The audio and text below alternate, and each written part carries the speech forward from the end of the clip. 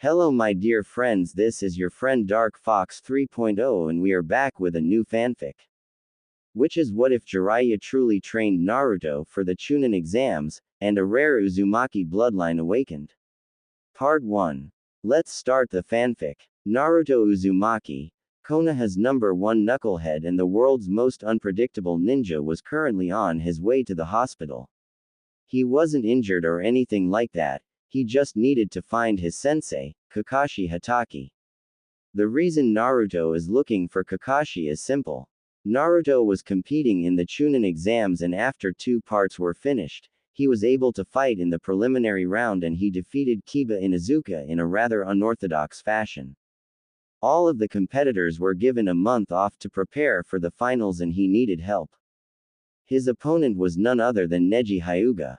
Neji was a prodigy of the Hyuga clan and was slated as the best rookie genin. He brutally beat his cousin Hinata Hyuga due to his hatred of the main branch family, and Naruto vowed to beat him in the finals. Naruto knew he needed more than what he had for the finals, so who better to ask for training than his very own sensei? He made it to the hospital and figured he'd go to Sasuke's room since that's where Kakashi would be. Hey, where's Sasuke's room? Naruto asked the receptionist. I'm sorry, Mr. Sasuke is not allowed to have visitors. The receptionist said.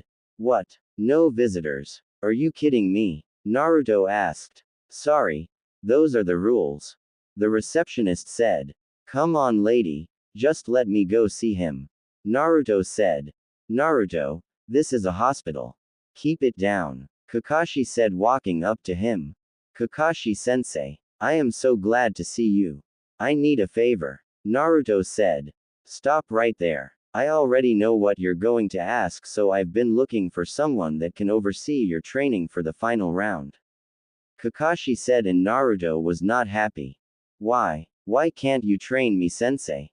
Naruto asked. I have other matters to handle. I don't have the time to trouble myself with you. Kakashi SSID. You're going to train Sasuke, aren't you? Naruto asked. Don't complain. Listen, I found you an even better teacher than me. Kakashi said. But you're my sensei. I want you to train me. Naruto said, and he was barely containing his anger. I can't. I'm busy. Kakashi said. Yeah, busy training Sasuke like always. Who is this so-called teacher anyway? Naruto asked. It's me. Ebisu said, and Naruto turned around, then he completely lost it. Him. This is who you got to train me? You've got to be kidding me. Of all the guys you could have picked, you pick one of the people who hate me in this village. What the hell would you even teach me? Naruto yelled. I'll work on your basics and chakra control. Ebisu said. That's right, Naruto. In Team 7 you're the one who needs to work on your basic skills. They need the most work. That's what I want you to focus on this time around. Kakashi said. My basic skills need work. They wouldn't need work if you were a better sensei. Naruto said. Excuse me? Kakashi asked. You heard me. I've been under you for 6 months and all you've taught me was tree walking, and that's only because we were fighting Zabuza on our first C-rank mission. Outside of that you haven't taught me anything, and then you pawn me off on this guy who doesn't even like me.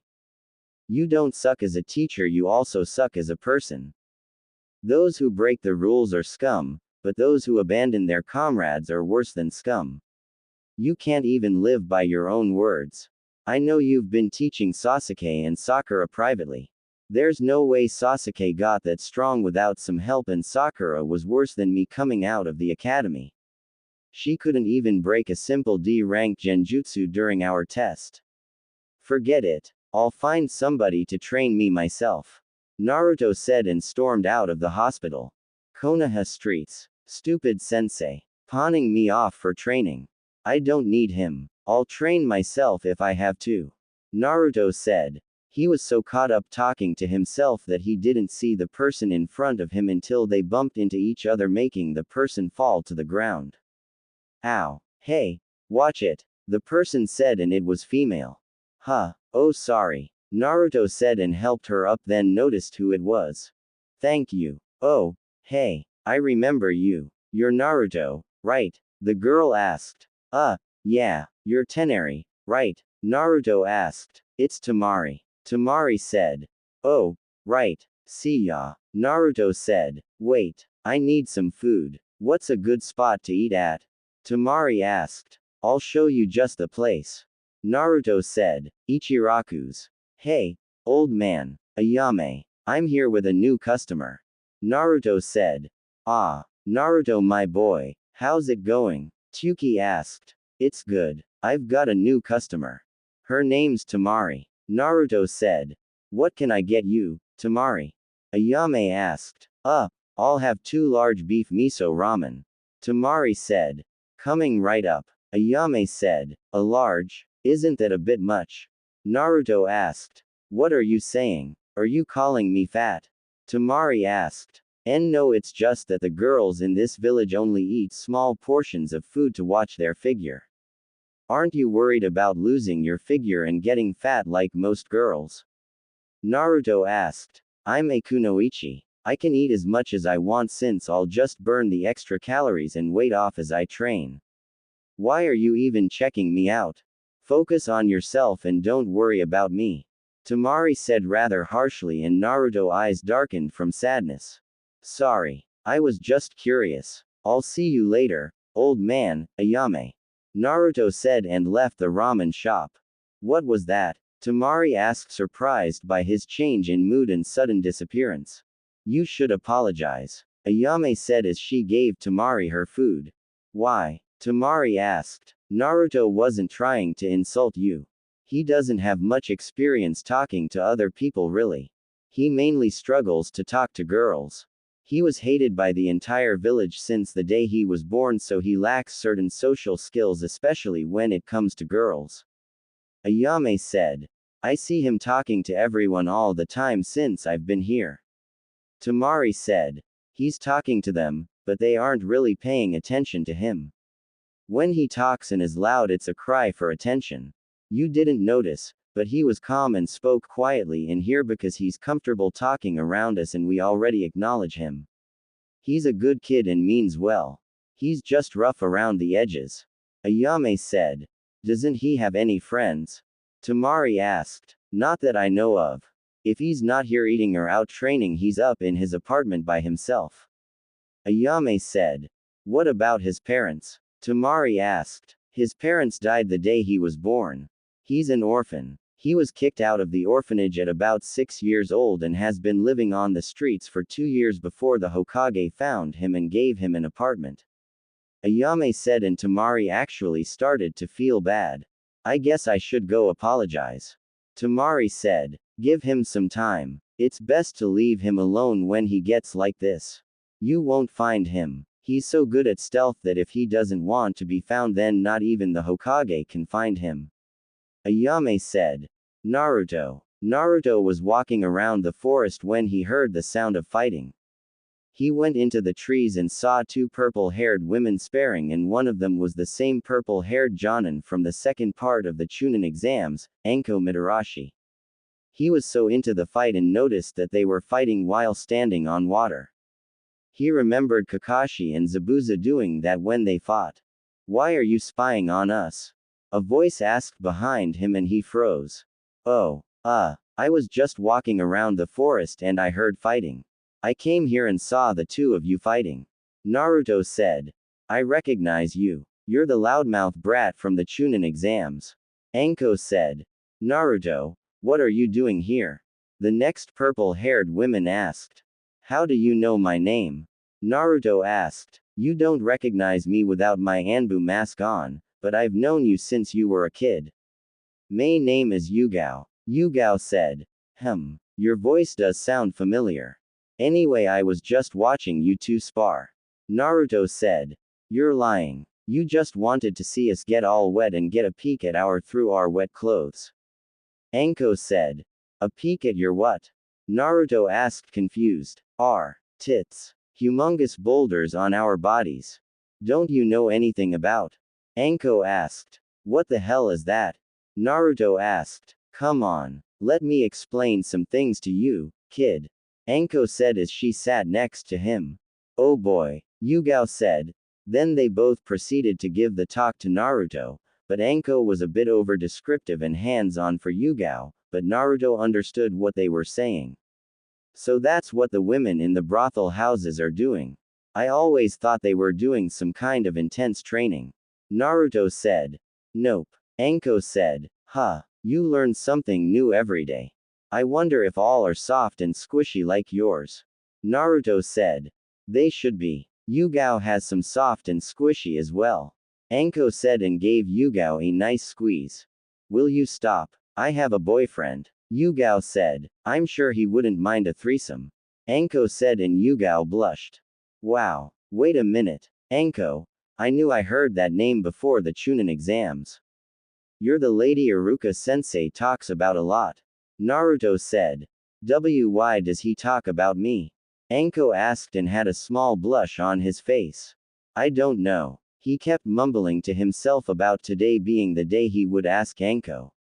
I never knew what he was talking about, but I think I figured it out. He must have a crush on you. Yeah, that's got to be it.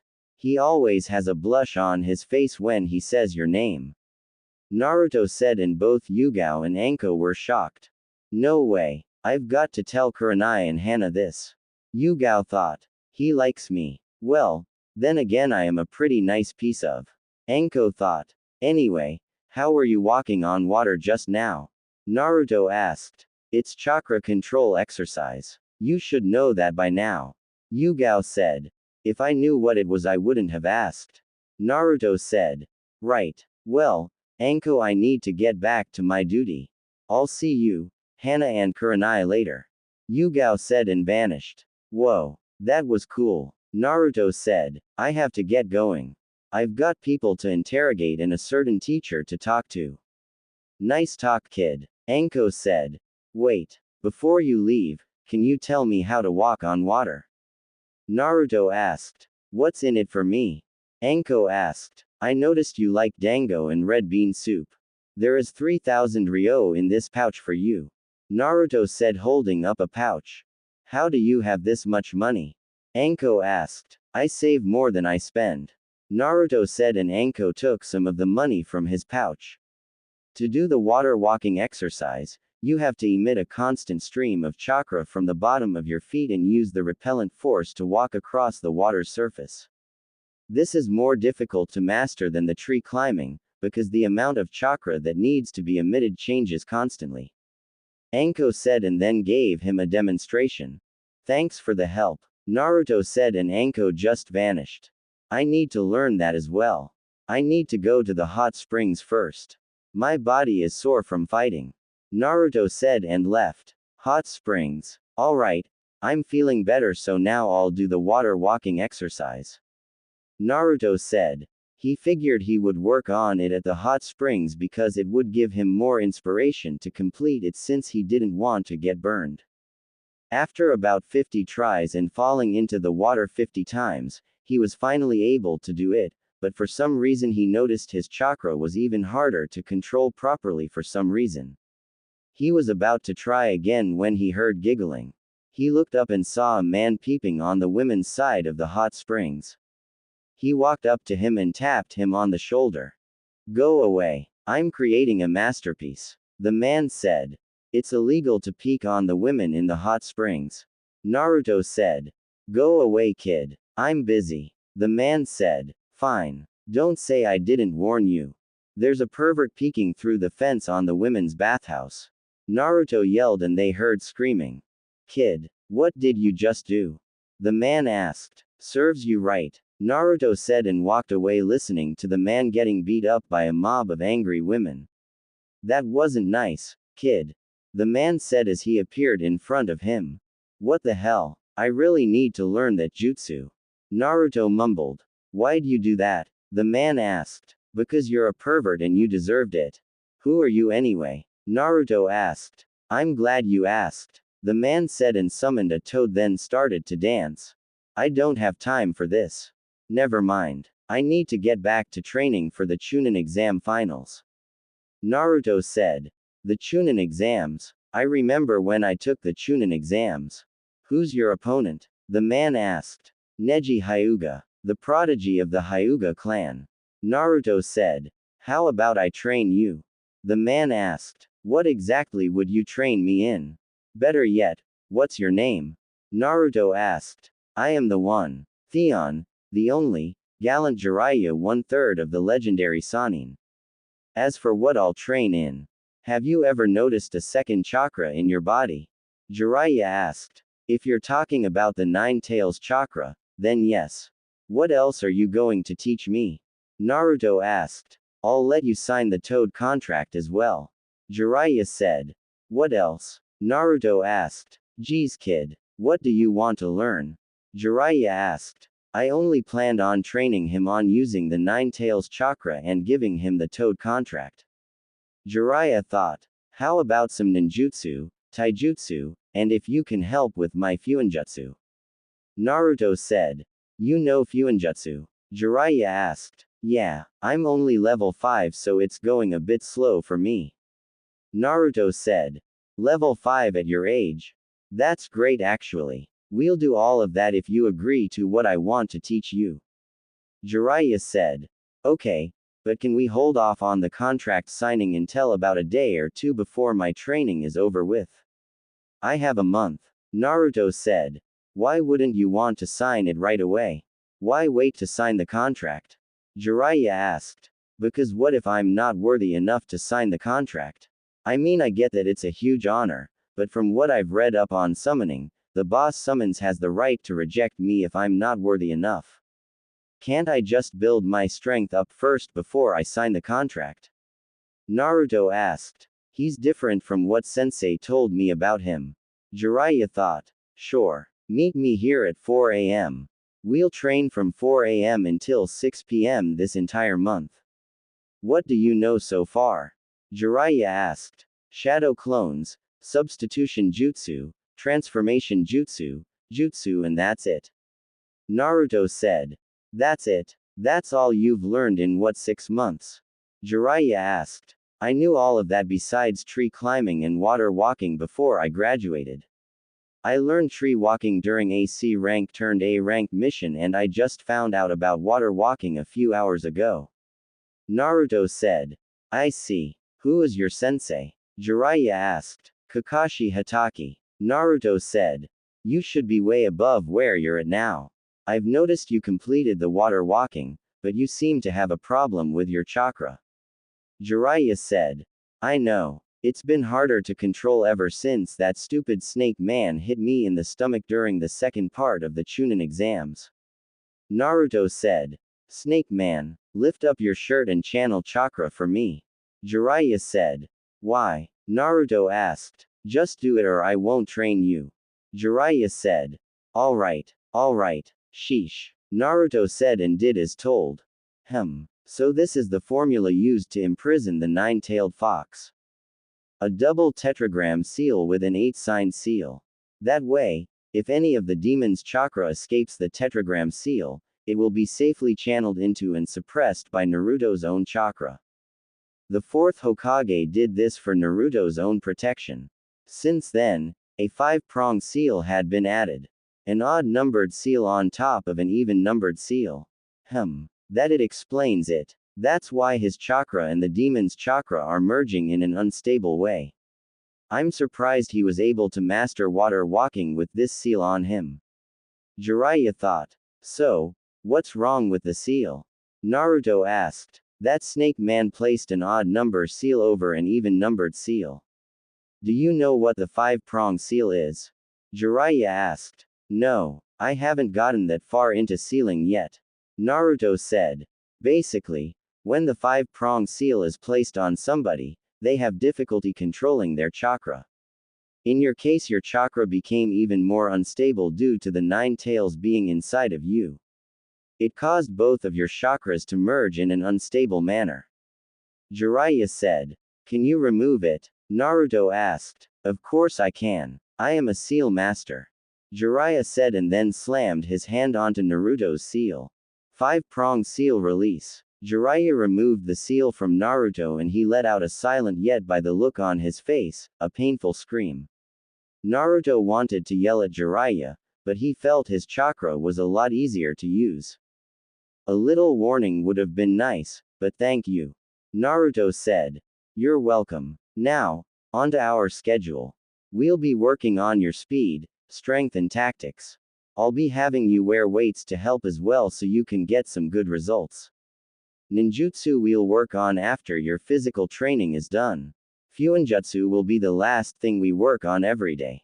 Jiraiya said. Does this mean I'm like your apprentice? Naruto asked. No, you aren't my apprentice officially until you sign the Toad contract. Now, get home. Tomorrow is the start of our training regime. Jiraiya said. You got it, pervy sage. Naruto said. Don't call me that. Jiraiya yelled and Naruto just laughed at him. Great. First Kushina called me that and now Naruto calls me that. Jiraiya thought. It fits perfectly. Naruto said and Jiraiya just sighed. One last thing, you need to get rid of that horrendous outfit. Jiraiya said. It's the only thing I was able to buy. I can't even fit it. It's like 2 sizes too big. Naruto said. Why is that the only thing you could buy? Jiraiya asked. Because the entire village minus a few hate me. I only get these that make me stand out and they're not really comfortable. Naruto said. Why didn't you tell the Hokage? Jiraiya asked. Because I don't trust him. He's a liar. Naruto said. Why don't you trust him? Hasn't he been taking care of you? Jiraiya asked. If you call living on the streets for 2 years before he finally did something taking care of me, then no.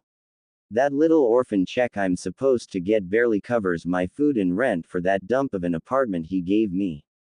I'm grateful for it, but when Sasuke became an orphan and had to move out of the Uchiha compound, he was given a luxurious apartment. Naruto said. I see. Why'd you call him a liar? Jiraiya asked. Because he is. I asked him if he knew my parents and he lied to my face telling me no. When I asked him again he told me it's pointless to worry about that. I know he's lying because whenever he lies, he takes a long inhale of his pipe and turns away from the person before speaking. Another thing, I asked him for help in the academy since none of the teachers would help me with the clone jutsu and he said he couldn't help me because that would be showing favoritism, but he gave the okay for Sasuke to have private tutors when he asked. Naruto said. Don't you think you can give him some slack? I mean he is the Hokage. Jiraiya said. The same Hokage that passed law saying if anyone was to harm me for being a Jinchuriki that they would be put to death. Yeah, I've been beaten so many times by ninja and civilians that it's impossible to count. I had to find out from a rogue teacher that I had the 9 tails in me after he lied to me every time I was in the hospital clinging to my own life asking him why people hated me. Naruto said and as he was ranting his eyes changed. What the hell kind of dojutsu is that? Minato and Kushina never had one. Jiraiya thought. I'll talk to Hiruzen sensei about all of this. He was supposed to be taking care of you for me. Jiraiya said. For you? Who are you exactly? Naruto asked. I can't tell you that, but I did know your parents. Jiraiya said. Who are they? Naruto asked. Let's make a deal. After the Chunin exams are over with and if you become a Chunin, I'll tell you who I am and who one of your parents were. Deal? Jiraiya asked. Deal. Naruto said. Now, what's up with your eyes?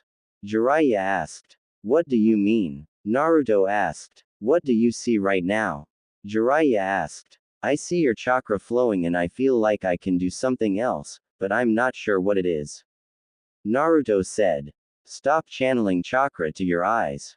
Tomorrow we'll see what else the eye of yours can do. Now, I need to go talk to the Hokage about some stuff. I'll see you tomorrow morning, kid. Jiraiya said and vanished. Damn it. I should have had him show me how to do that first. Naruto said and walked away. Hospital. Hey, Shikamaru. What are you doing here? Naruto asked. I was visiting Choji. What about you? Shikamaru asked. I'm here to see bushy brows. Naruto said. I think I'll join you. Shikamaru said. They walked to Lee's room only to see Gaara trying to kill Lee. Shikamaru used his shadow possession jutsu to hold Gaara, and Naruto hit Gaara with a strong punch to the face that hurt Shikamaru as well.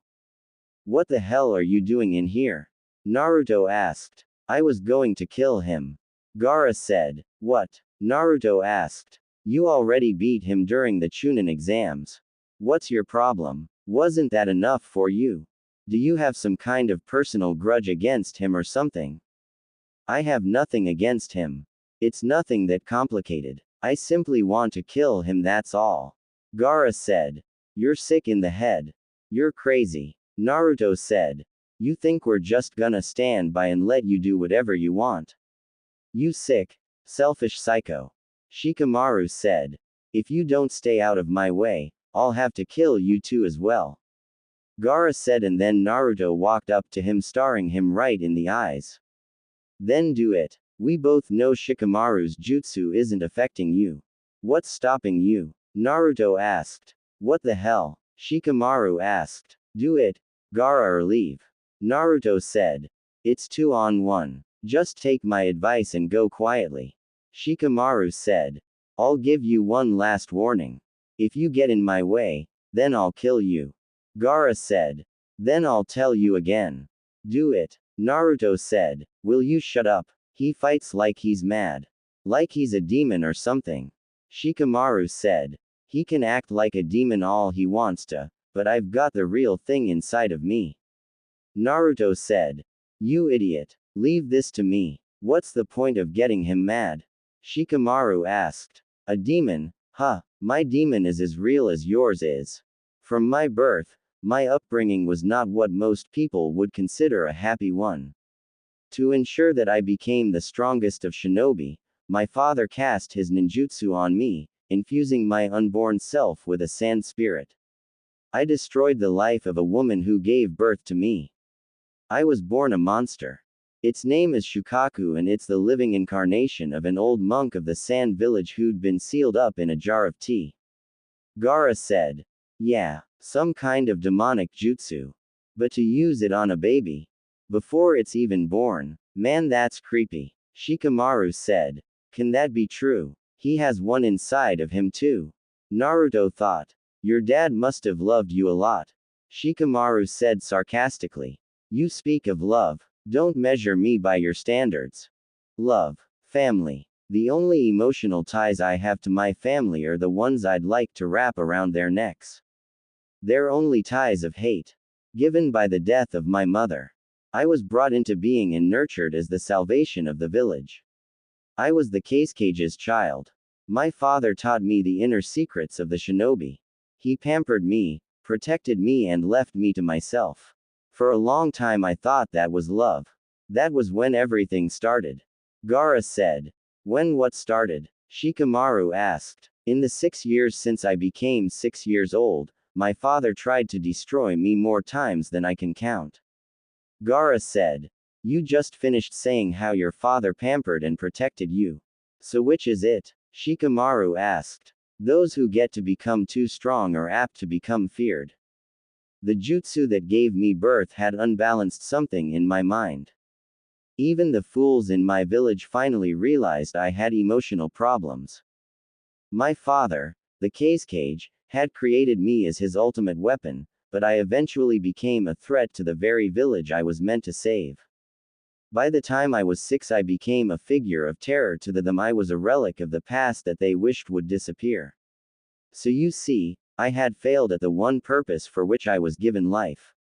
What then was left for me in this existence? Why go on living? For a long time, I couldn't find an answer to that. But in order to live, you need a purpose. To exist for no reason is the same as being dead. Gaara said. I know exactly what he means. He's the same as me. Naruto thought. Then in time to answer came to me. To put it simply, my reason for living is in the killing of others.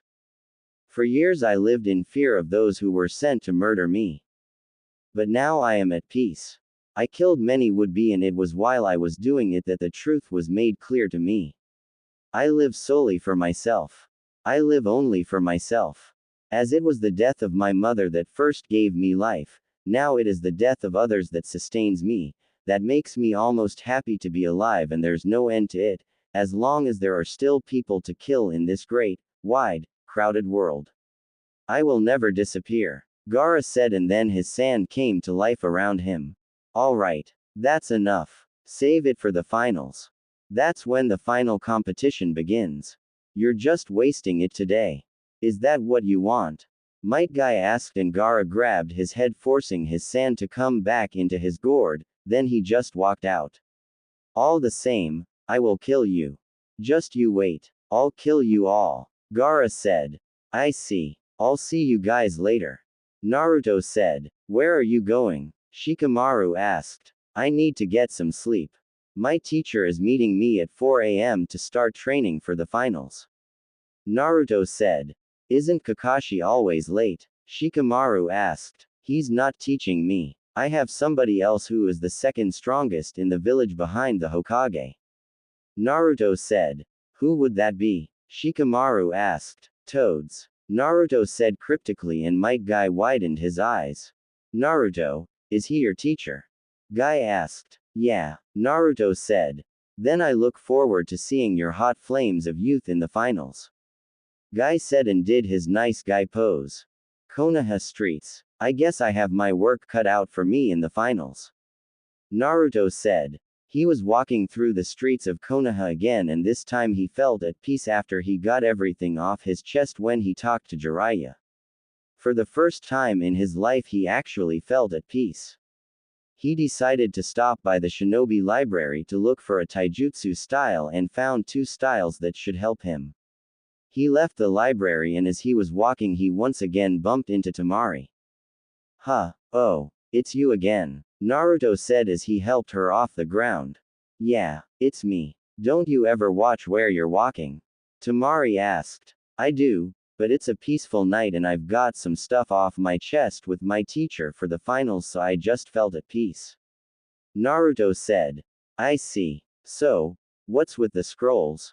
Temari asked. For my training, Naruto said. What kind of training? Temari asked. Brutal training. Can I help you with something? I have to meet my sensei at 4 a.m. and it's already 9 p.m. Naruto said. Listen, I'm sorry about what happened earlier at the ramen shop. I didn't mean to come off so harshly to you. I just thought you were being rude on purpose. The girl that works there, Ayame, told me you don't have much social skills, let alone skills talking to girls. Let's start over. I'm Temari and I like your hair, Temari said, holding out her hand.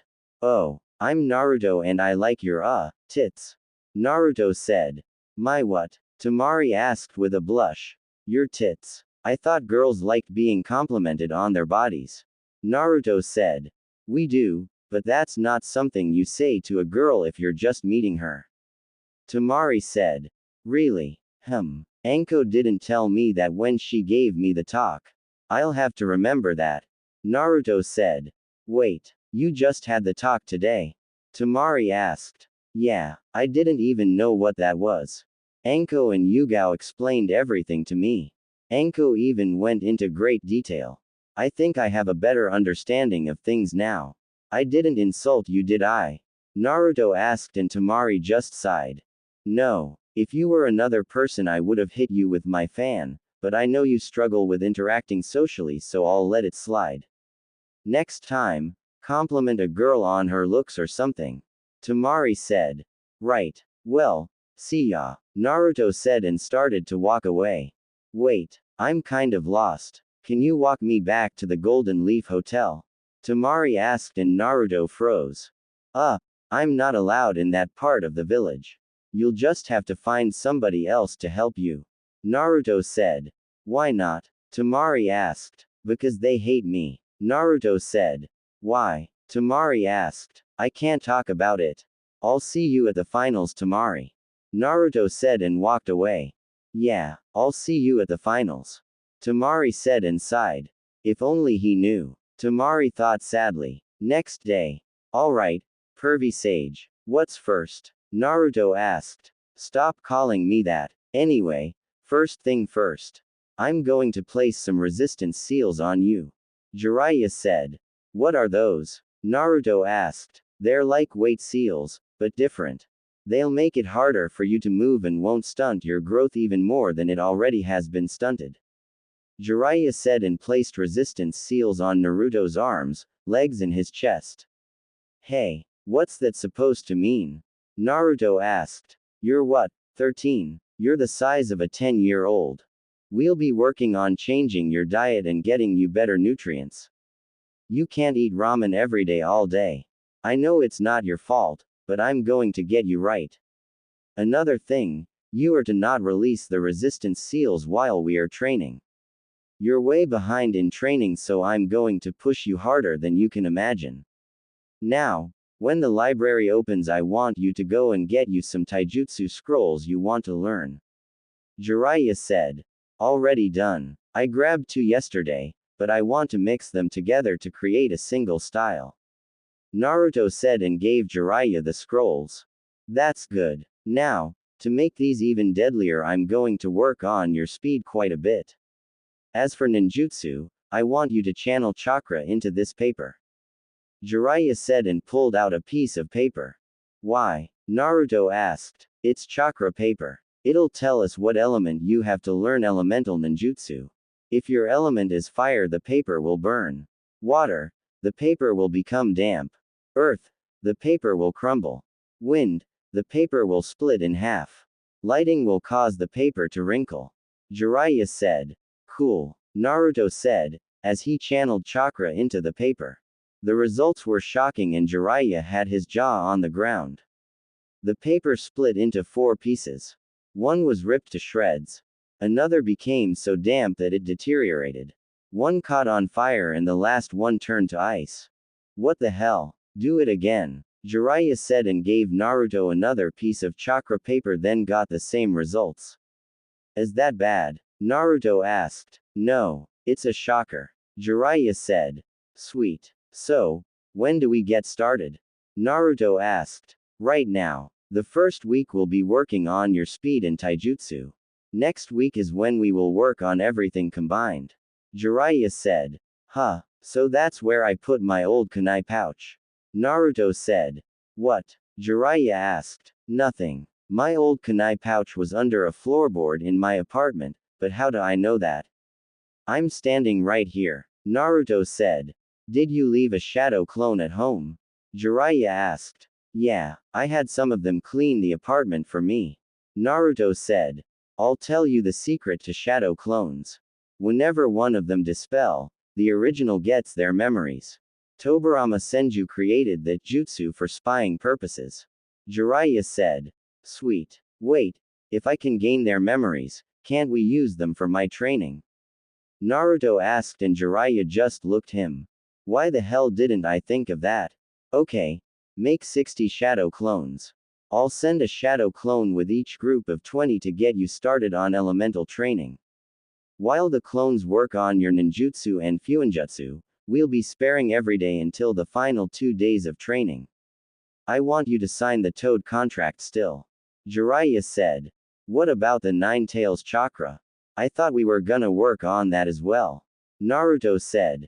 I've changed my mind. I'm going to boost your skills first and we'll worry about that some other time. Now, I want you to run 50 laps around the walls of Konoha. After that we'll start on your taijutsu. Jiraiya said. You got it, pervy sage. Naruto said and dragged his feet to start running. I hate that name. He's gonna be something special. He may even use Minato quicker than you'd hope if he keeps this up. Jiraiya thought and started looking at the scrolls Naruto had. Muay Thai and Kyusho Jitsu. He seems to be eager to take Neji on using taijutsu. He should know that fighting a Hyuga in taijutsu is suicide since they can seal off your chakra points. That must be why he has Kyusho Jitsu in here. He must want to make Neji feel what others feel when they fight a Hyuga. Neji may block off Naruto's chakra points, but he'll still be able to fight. However, if Naruto strikes certain pressure points on Neji, then he won't be able to use that body part until the effects wear off. Smart plan. Jiraiya said, and then a smaller scroll fell out. 7 heavenly breaths. Jiraiya thought and then read it, making his eyes go wide. I don't even think Naruto knows he grabbed this scroll. The way this is explained, it's almost exactly like the 8 inner gates that Might Guy uses. I heard a kid named Rock Lee can also use the 8 inner gates up to the 5th gate, and he's only been a genin for a year. These are tough, but easier to use than the 8 inner gates. If Naruto fights this Gaara kid I've heard about, then he'll need something like this to give him a bit of help. I won't have him do this, I'll have some of his shadow clones test it out first and then have him do it. Jiraiya said. 28 days later. Alright, Naruto, it's time to sign the Toad contract. Jiraiya said and placed the scroll on the ground. How do I sign it? Naruto asked. Bite your thumb and sign it with blood. After you sign it, make sure you place blood on each of your fingertips and place them under your name. Jiraiya said and Naruto did that. Now what? Naruto asked. Now, bite your thumb and do these hand signs to summon a toad. Make sure you use some chakra as well. Jiraiya said and Naruto went through the hand signs. Summoning jutsu. Yo. Name's Gamakichi. Nice to meet you. Gamakichi said and he was a small orange toad. Not bad for a first summon. Jiraiya thought. Try it again, but this time use as much chakra as you can. We've been working on your chakra control a lot during training, so you should be able to summon the boss toad or a warrior toad. Jiraiya said and Naruto did it again. Summoning jutsu. Jiraiya. A loud voice boomed. Of course he summons Gamabunta. Jiraiya thought. Yes, Gamabunta. Jiraiya said as he hid behind a rock. Why the hell did you summon me? I don't see a fight going on. Gamabunta said. I didn't summon you. He did. Jiraiya said, pointing to Naruto who was on his head. Nice to meet you, Chief Toad. The name's Naruto Uzumaki. Naruto said. You actually want me to believe this runt summoned me? Gamabunta said. It's true, Pops. I saw the whole thing. Gamakichi said. Gamakichi, what are you doing here? Gamabunta asked. The new guy summoned me before you. I say we let him keep the contract. Gamakichi said. He was able to summon me on his second try. Not even Jiraiya or the 4th Hokage was able to do that. Gamabunta thought. Fine. You may keep the contract, but do not summon me unless you are in a battle and require my help or if you have barrels of sake. Gamabunta said. Sake. Wait, I think I have some of that stuff. Naruto said and pulled out 6 storage scrolls revealing 50 barrels of sake. I like this kid already. Gamakichi, we're leaving. Gamabunta said. See ya, Naruto. Gamakichi said and they left with the sake. Now what, pervy sage? Naruto asked and Jiraiya just stood there pouting. Let's go over everything you've learned this past month. Jiraiya said. Well, we went through about 50% of both taijutsu scrolls, but you said my new speed makes up for the incomplete fighting styles. My ninjutsu is good, but I don't know any ice ninjutsu yet. Fuinjutsu I'm halfway through level 6 now. Genjutsu we found out is useless against me when I have my dojutsu activated, but without it I can break up to high C rank genjutsu. Oh, and you taught me some of those 7 heavenly breath techniques. List of the ninjutsu you've learned. Jiraiya said. Shunshin, Fire Style, Fireball Jutsu, Fire Style, Demon Lantern, Fire Style, Dragon Flame Caterwall, Fire Style, Firefox, Water Style, Ripping Torrent, Water Style, Water Beast, Water Style, Tri-Water Dragon Jutsu, Water Style, Water Dragon Jutsu, Shuriken Shadow Clone, Kunai Shadow Clone, Wind Style, Gale Palm, Wind Style, Great Breakthrough, Wind Style, Spiraling Wind Ball. Where would you rank my overall skill? Naruto asked. I'd put you at about mid to high Chunin now overall. Jiraiya said. Where would you put me before we started to train? Naruto asked. Low Genin. I'd say that because of your skill in using the shadow clones. You've come a far way in a month. Now, the next 2 days are for you to do whatever you want. Good job. Jiraiya said. Thanks pervy sage. Naruto said. Don't call me that. Jiraiya yelled and Naruto just laughed at him. Hey, pervy sage, how fast am I now? I mean these resistance seals must have helped a lot, right? Naruto asked. Well, I'd say that your speed is faster than that Rock Lee kid after he takes off his weights and without the seals activated on you. You were already low Chunin in speed before any progress happened. I'm surprised Kakashi hasn't noticed that. Jiraiya said. That's because he was focused on his most prized student.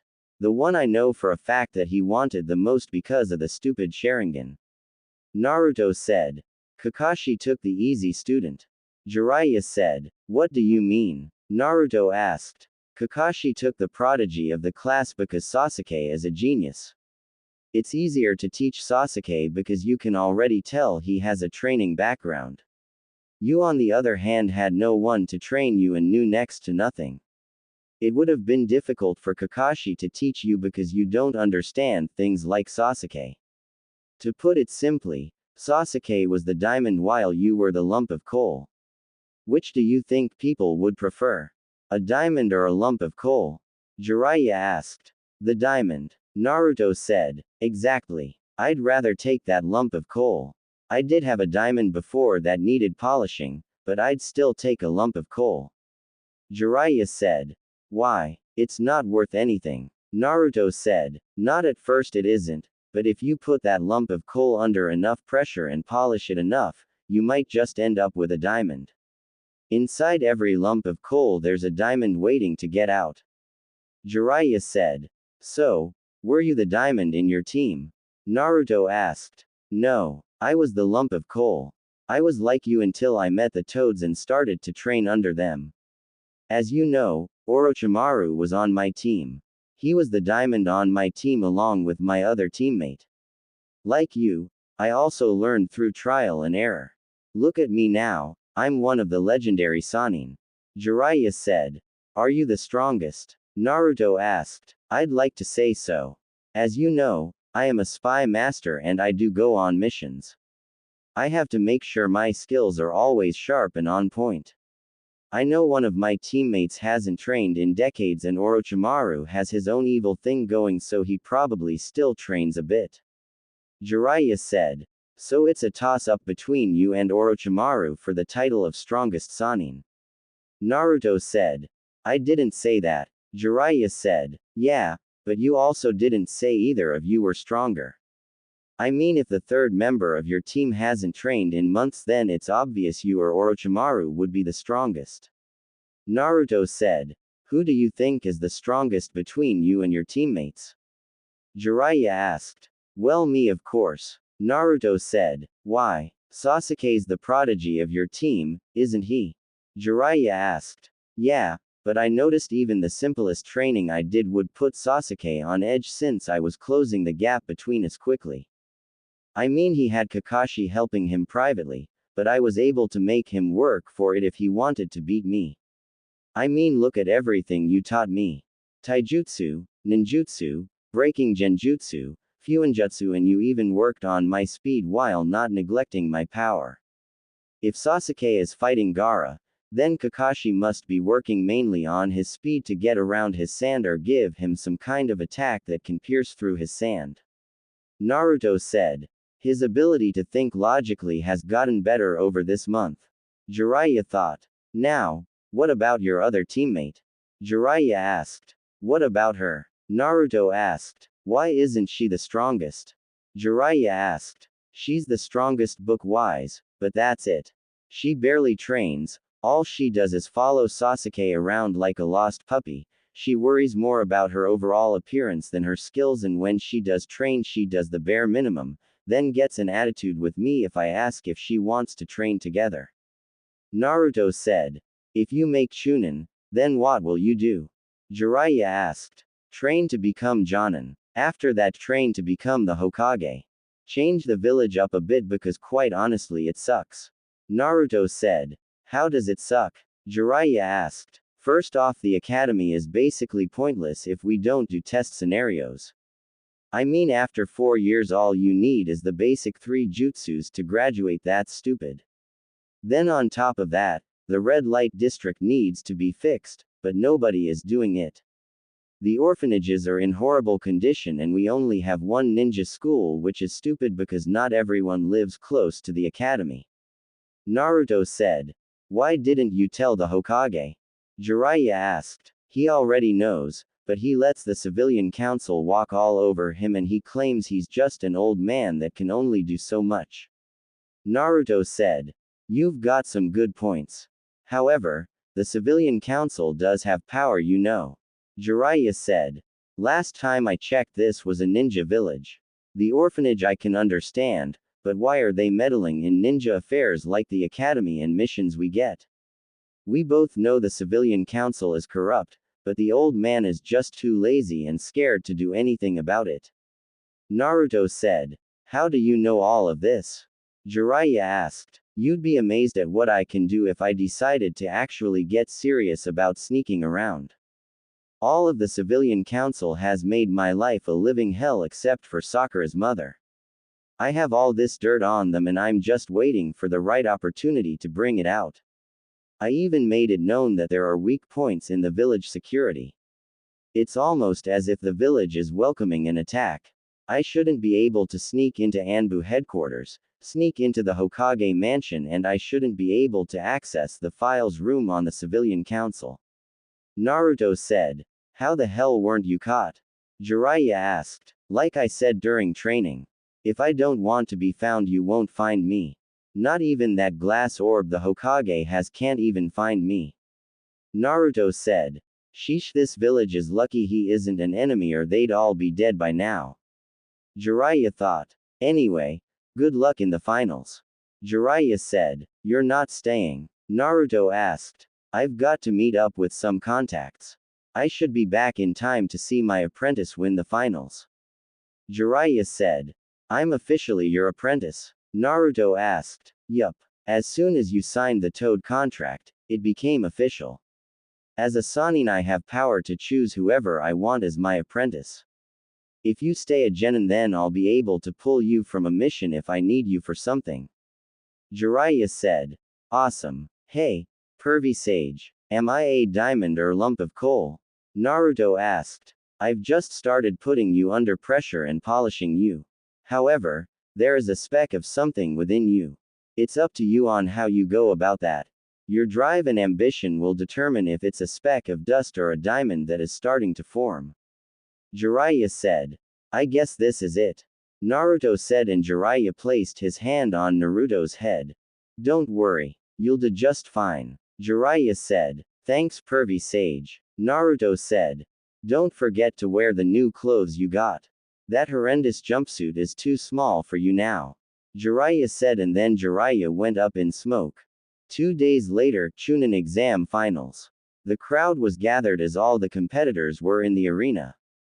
Well, all except 3. Naruto, Sasuke and Dosu weren't there yet. Sasuke was with Kakashi, so he was more than likely going to be late, but no one has heard from Naruto or Dosu. Look at this. We're missing quite a few people here. Shikamaru thought. Stands. What's going on? Where is everyone? This is about to get started. Ino said. Yeah, what's going on? Sasuke and even Naruto are nowhere to be seen. Sakura thought. Hey, look, who's that? Ino asked, pointing to a competitor. I don't know. Sakura said. Fighting area. Name please. The proctor asked. It's me, Naruto. Naruto said. Sorry, the clothes threw me off. The proctor said. They're pretty sweet, huh? Naruto asked. Yeah, they are. Finally got rid of the orange jumpsuit, huh? Shikamaru asked. I had to. Naruto said. He now wore a white hoodie that had green trimmings down the side. Black shinobi pants and black shinobi sandals. Underneath his hoodie was a red shirt with armor mesh underneath it. His hair grew out a bit, and if you looked at him closely, he looked like a certain head on the Hokage monument. Whoa, he sure is cute. Stop that, Temari. You have more important things to worry about. Temari thought, but couldn't stop the small blush appearing on her face. You guys are the heroes of this final competition. The proctor said. Welcome all and our deepest thanks for coming here to the village hidden in the leaves for this year's Chunin selection. We have come to the final completion between the 8 candidates who made it through the preliminaries. We ask that no one leaves until all the matches have been completed. Now, everyone enjoy. Hiruzen said. Oh, there's one more thing before we get started. Look it over. There's been a slight change in the matchups. Now it's set so everyone take one last look at who you'll be facing. The proctor said and held up a piece of paper. I thought I was supposed to fight an extra match. Hey, so that Dosu guy dropped out. Shikamaru thought. Alright, listen up. The terrain is different, but the rules are the same as before. That is that there are no rules. A match continues until one candidate acknowledges defeat or dies. That being said, if I determine that a match is over, I can step in and stop it at any time. No arguments are permitted. These are the opponents for the first match. Naruto Uzumaki and Neji Hyuga. Those two stay. The rest of you can go to the waiting area. The proctor said and everyone left except Neji and Naruto. Stands. Hey, Sakura. I know that you're worried about Sasuke, but come on. Don't be such a lump. Aren't you going to at least cheer Naruto on? Ino asked. You're right, Sakura said and put a smile on her face. That's more like it. Not that the poor ring has a hope in hell against Neji. Ino said. He's not that bad. Sakura said. Are you kidding? Not that bad. Is that the best you can do? Ino asked. Who would have believed that little squirt would survive this long? Katetsu asked. Yeah, he's been one lucky kid so far, but his luck's about to run out. He'll never survive this one. Azumo said. I don't know. Look at him. He's grown a lot. He's not the little squirt he was a month ago. He's taller, put on some muscle and looks more mature. Whoever trained him must have put him through the ringer. I can tell he's far ahead of what he used to be. This match is going to be a lot more interesting than people think. Katetsu said. Fighting area. You got anything to say to me? Neji asked. Yeah, you might want to take me serious from the start if you hope to have any chance at winning. Naruto said and everyone noticed his voice was a bit deeper. Then Neji activated his Byakugan. He has the look. He's calmer now, more sure of himself. Neji thought and then got into his fighting stance as did Naruto. So much the better for me. I can't wait to see the look of despair on your face when you learn that your foolish vow is impossible to keep. Neji said. The Byakugan, the prized dojutsu of the Hyuga clan. I'm honored. However, I wonder which dojutsu is better. Yours or mine? Naruto asked and activated his dojutsu, shocking everyone. Cage stands. What? Hiruzen yelled. I've never seen a dojutsu like that before. Care to explain, Lord Third? The fake fourth cage asked. I've never seen something like that before either. Hiruzen said and focused on Naruto. I must see more of that dojutsu. I'll have to delay the invasion. Orochimaru thought and discreetly did a hand signal to somebody in the stands who nodded. Fighting area. Alright, let the first match begin, the proctor said. Neji and Naruto had a brief stare down before Naruto sprang into action. He pulled out some shurikens and threw them at Neji, who started to block them until Naruto used the shuriken shadow clone jutsu and Neji had to use his ultimate Hyuga defense to block them. I can't believe he forced me to use the rotation on his very first move. Neji thought. Now that we got that out of the way, how about we get started? Naruto asked. How did you know about my rotation? Neji asked. When I don't want to be seen, you won't see me even with those eyes of yours. Naruto said. It does not matter, you're still fated to lose to me. Neji said. Yup, and you're still fated to be the Hyuga main branch's bitch. Naruto said and rushed in at Neji. You really are an idiot if you intend to take me on in a taijutsu fight. Neji said. Naruto appeared in front of Neji and they began a taijutsu fight. Neji was using his gentle fist and Naruto was using a combination of his two fighting styles. The crowd was cheering loud because of the high-speed action, and the shinobi in the stands were surprised that Naruto was able to go toe-to-toe with a Hyuga prodigy in taijutsu. Every time Neji would strike Naruto, he would get hit twice by Naruto. The speed at which Naruto was fighting threw Neji off a bit, but he was no stranger when it came to speed. What Neji didn't know was that Naruto's dojutsu allowed him to see Neji's chakra network, so he was able to counter some of the blows to his chakra points by adding more chakra to them to keep them from closing. Stands. I can't believe it. Kurenai said. I know. To think this used to be the dead last. Whoever trained him during this month must have been quite the shinobi. Asuma said. Didn't Kakashi teach him? Kurenai asked. No. From what I heard, Naruto asked Kakashi for help, but he refused as he wanted to train Sasuke for his match with Gaara. Kakashi chose Ebisu to train Naruto and he flipped out on Kakashi, then stormed out of the hospital. Nobody hasn't seen or heard from him for an entire month. However, rumor has it that he spent some time with the kunoichi from Suna. Asuma said. Then it makes me wonder what he would be like if he was trained properly throughout the academy. Kurenai said. Same here. I feel bad for Kakashi. Naruto will without a doubt make Chunin, and if he does, Kakashi won't have anything to do with it. Asuma said. As that Naruto, there's no way he should be able to fight with Neji like that. 10-10 thought. Hey, Sakura. Ino said. Huh, what is it? Sakura asked. I thought Naruto was supposed to be the dead last. Who trained him? Ino asked. I don't know. I haven't seen him for the entire month. He hasn't even been to Ichiraku's. Sakura said. He's obviously been training and eating better. He's grown a couple inches and is probably as tall as Neji now. That, and look at the muscle he put on. I wonder if I should snatch him up before somebody else does. Ino said, and Hinata gasped. Ino, do you even hear yourself? Sakura asked. I'm just kidding. Sasuke is the guy for me. Naruto belongs to Hinata. Ino said, making Hinata blush. Fighting area. I can't believe he's able to match me in taijutsu. However, his arms are done for. Neji thought as they separated and both were covered in bruises. You may have gotten stronger, but you're still no match for me. The gentle fist blocks the chakra points wherever I strike. Looks like you can't use the chakra in your arms for ninjutsu. Neji said. See, that's where you're wrong. I can easily reopen my chakra points. You on the other hand may want to examine your body a bit closer. Naruto said. A couple of bruises mean nothing. Neji said. Even with the infamous Byakugan you still can't see clearly.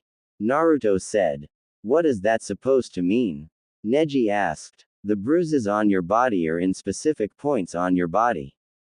They aren't just random spots I hit. While you were able to close off my chakra points, I was able to strike your pressure points. Your arms don't really work that great right now. You may have hit me half of the times you actually thought you did.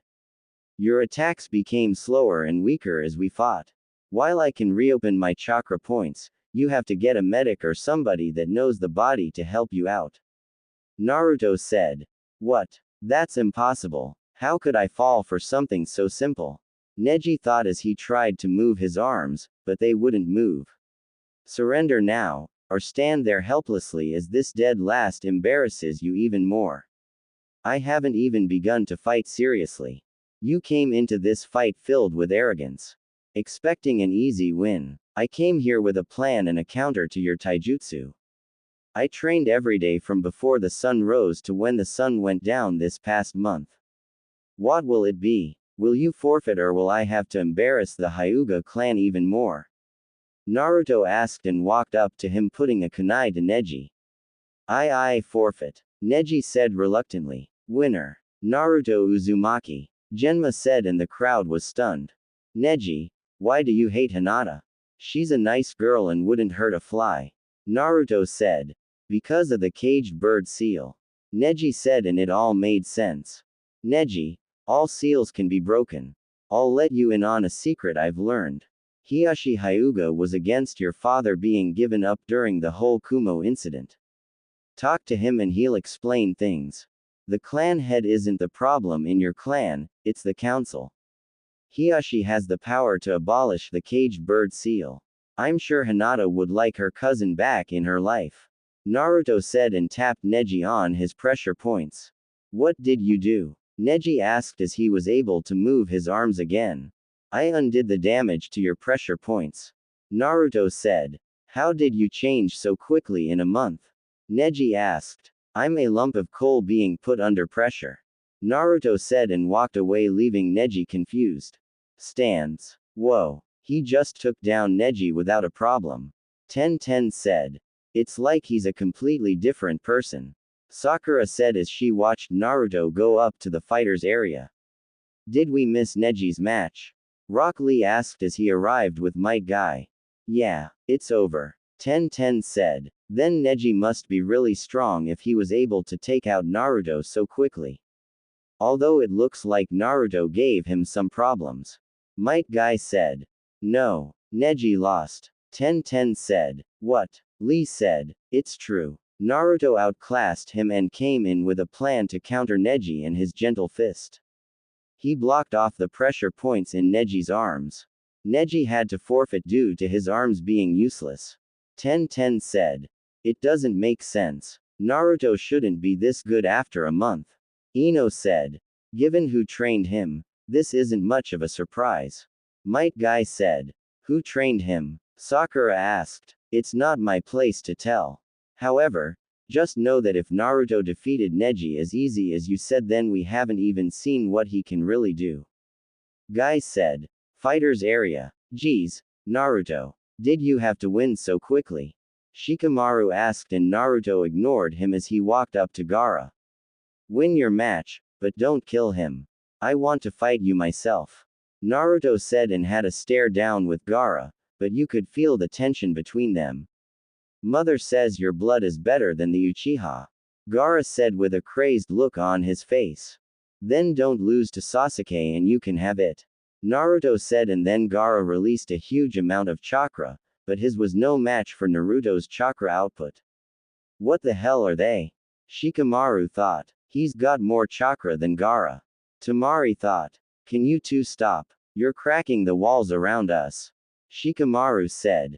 Wimp. Tamari said. I'll see you in the final match. Naruto said and walked away to take a nap. Time skip. Hours passed by since Naruto went to sleep and he was woken up by a screeching noise.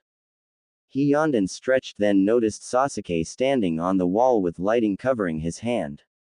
Sasuke took off at incredible speeds towards Gaara, who was trapped in a sphere of sand. Right before Sasuke could stab Gaara, his feet were stopped by sand. Sasuke was surprised along with Kakashi, and then a giant hand made of sand came from the sphere and repeatedly slammed Sasuke into the wall before he fell unconscious. Winner. Gaara of the Sand. Genma said. Naruto Uzumaki. Come face me. Mother wants your blood. Gaara yelled and the sand sphere went away as Gaara was back to normal. Stands. Okay. Naruto said and stood up, but he was grabbed. I'm calling off the match. You can't win. Kakashi said. Oh, why is that? Naruto asked. Because if Sasuke wasn't able to beat him, I know you can't. Kakashi said. See, that's where you're wrong. I'm stronger than Sasuke and I have quite a bit of tricks up my sleeve. Naruto said. Sorry, but this is for your own good. Genma. Naruto Uzumaki forfeits this match. Kakashi said. No the hell I don't. Naruto said and went up in smoke, revealing a log in his place. Relax, Kakashi. Naruto's got this. Asuma said. Did you see what Gaara did to Sasuke? There is no way Naruto stands a chance. Kakashi said. Actually, he does. Might Guy said. How so? Kakashi asked. Simple. He was trained by somebody way out of our league. He defeated Neji like it was nothing. Might Guy said and turned his attention to the fight. Have some faith in your genin, Kakashi. Kurenai said. Ninja art. Shuriken shadow clone. Naruto unsealed 2 large shuriken and threw them at Gaara, who watched as they went from 2 shuriken to about 16. Gaara used his sand to protect himself from them and wasn't ready for the exploding kunai that Naruto snuck in there. The kunai exploded and sent Gaara flying to the wall, but he was saved by his sand. So the sand acts on its own. Naruto thought. Fire style. Fire caterwall. Naruto expelled several dragon-headed fireballs from his mouth to cover the front, left and right side of Gaara. As the dragon heads move in an erratic manner, it makes the jutsu much more difficult to avoid. Gaara once again used his sand to protect him, and then once the dragon heads connected, they exploded. Is that all you can do? Gaara asked. Far from it. I'm just testing the speed of your sand. Naruto said. Ninja art. Kunai shadow clone. Naruto threw 2 kunai at Gaara and then they multiplied into 20.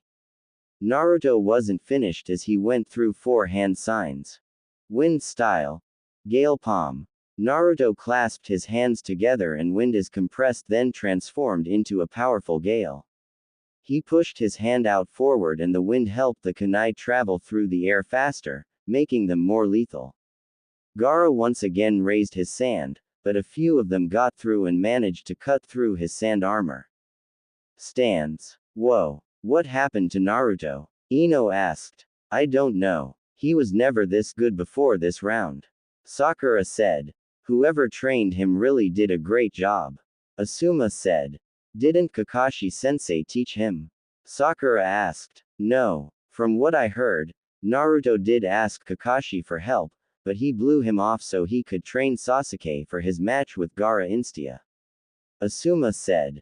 Then who trained him? Ino asked. I did. Jiraiya said as he landed behind them. Master Jiraiya. Kurenai said. Lord Jiraiya, it is an honor to see you in your youthfulness again. Might Guy said. Sure. Jiraiya said, and Might Guy did his patented nice guy pose. Why did you train him? Kakashi asked. Because you wouldn't. Jiraiya said. Fighting area. So much for your ultimate defense. Must not be that great if I managed to get through it with a few lousy kunai. Naruto said. Shut up. Gaara replied. Gaara used his sand to attack Naruto, who was barely getting out of the way, resulting in him getting a few cuts and his clothes torn. Naruto saw Gaara have his sand attack from each direction and Naruto was able to use the Shunshin to escape whatever he had planned. Stop running. Gaara said. Gaara then started to transform and Naruto quickly deactivated his resistance seals. The gourd on Gaara's back slowly broke down and began to cover his body, covering his arms and then his face, distorting it and giving it Shukaku's features such as the yellow eye and markings. He even grows his one tail from the gourd, which itself functions like a normal tail. I see you're getting serious. Naruto said and activated his dojutsu. Stands. This is why I said to call off the match. I don't know what you're trying to prove, Master Jiraiya, but Naruto isn't ready for this kind of opponent. Kakashi said. How would you know? You never trained him. He's perfectly fine. He hasn't even used the skill he knows will work. Jiraiya said. What skill is that? Might Guy asked. Let's just say that this match will be somewhat similar to Lee's match. Only difference is the winner. Jiraiya said. He knows the 8 inner gates. Might Guy said. No. He knows something similar though.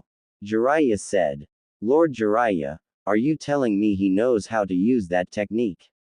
Might Guy asked. Yes, but only the first 2 activations. Jiraiya said. I see. Might Guy said. What does he know? Kakashi asked. You'll have to wait and see. Jiraiya said. Can you at least tell us about his dojutsu and what it does? Asuma asked. As far as we know so far, when it's activated, genjutsu doesn't work on him and he can see chakra pathways. We're still trying to figure it out. Jiraiya said. Then I think if he has a dojutsu he should be placed under my care. I am training Sasuke in using the Sharingan after all. Kakashi said. No, the Sharingan and his dojutsu are completely different. He's probably not going to want your help anyway. You had 6 months and did nothing with him. Jiraiya said. You said genjutsu doesn't work on him. I'm the genjutsu mistress. Do you think some of my genjutsu will work?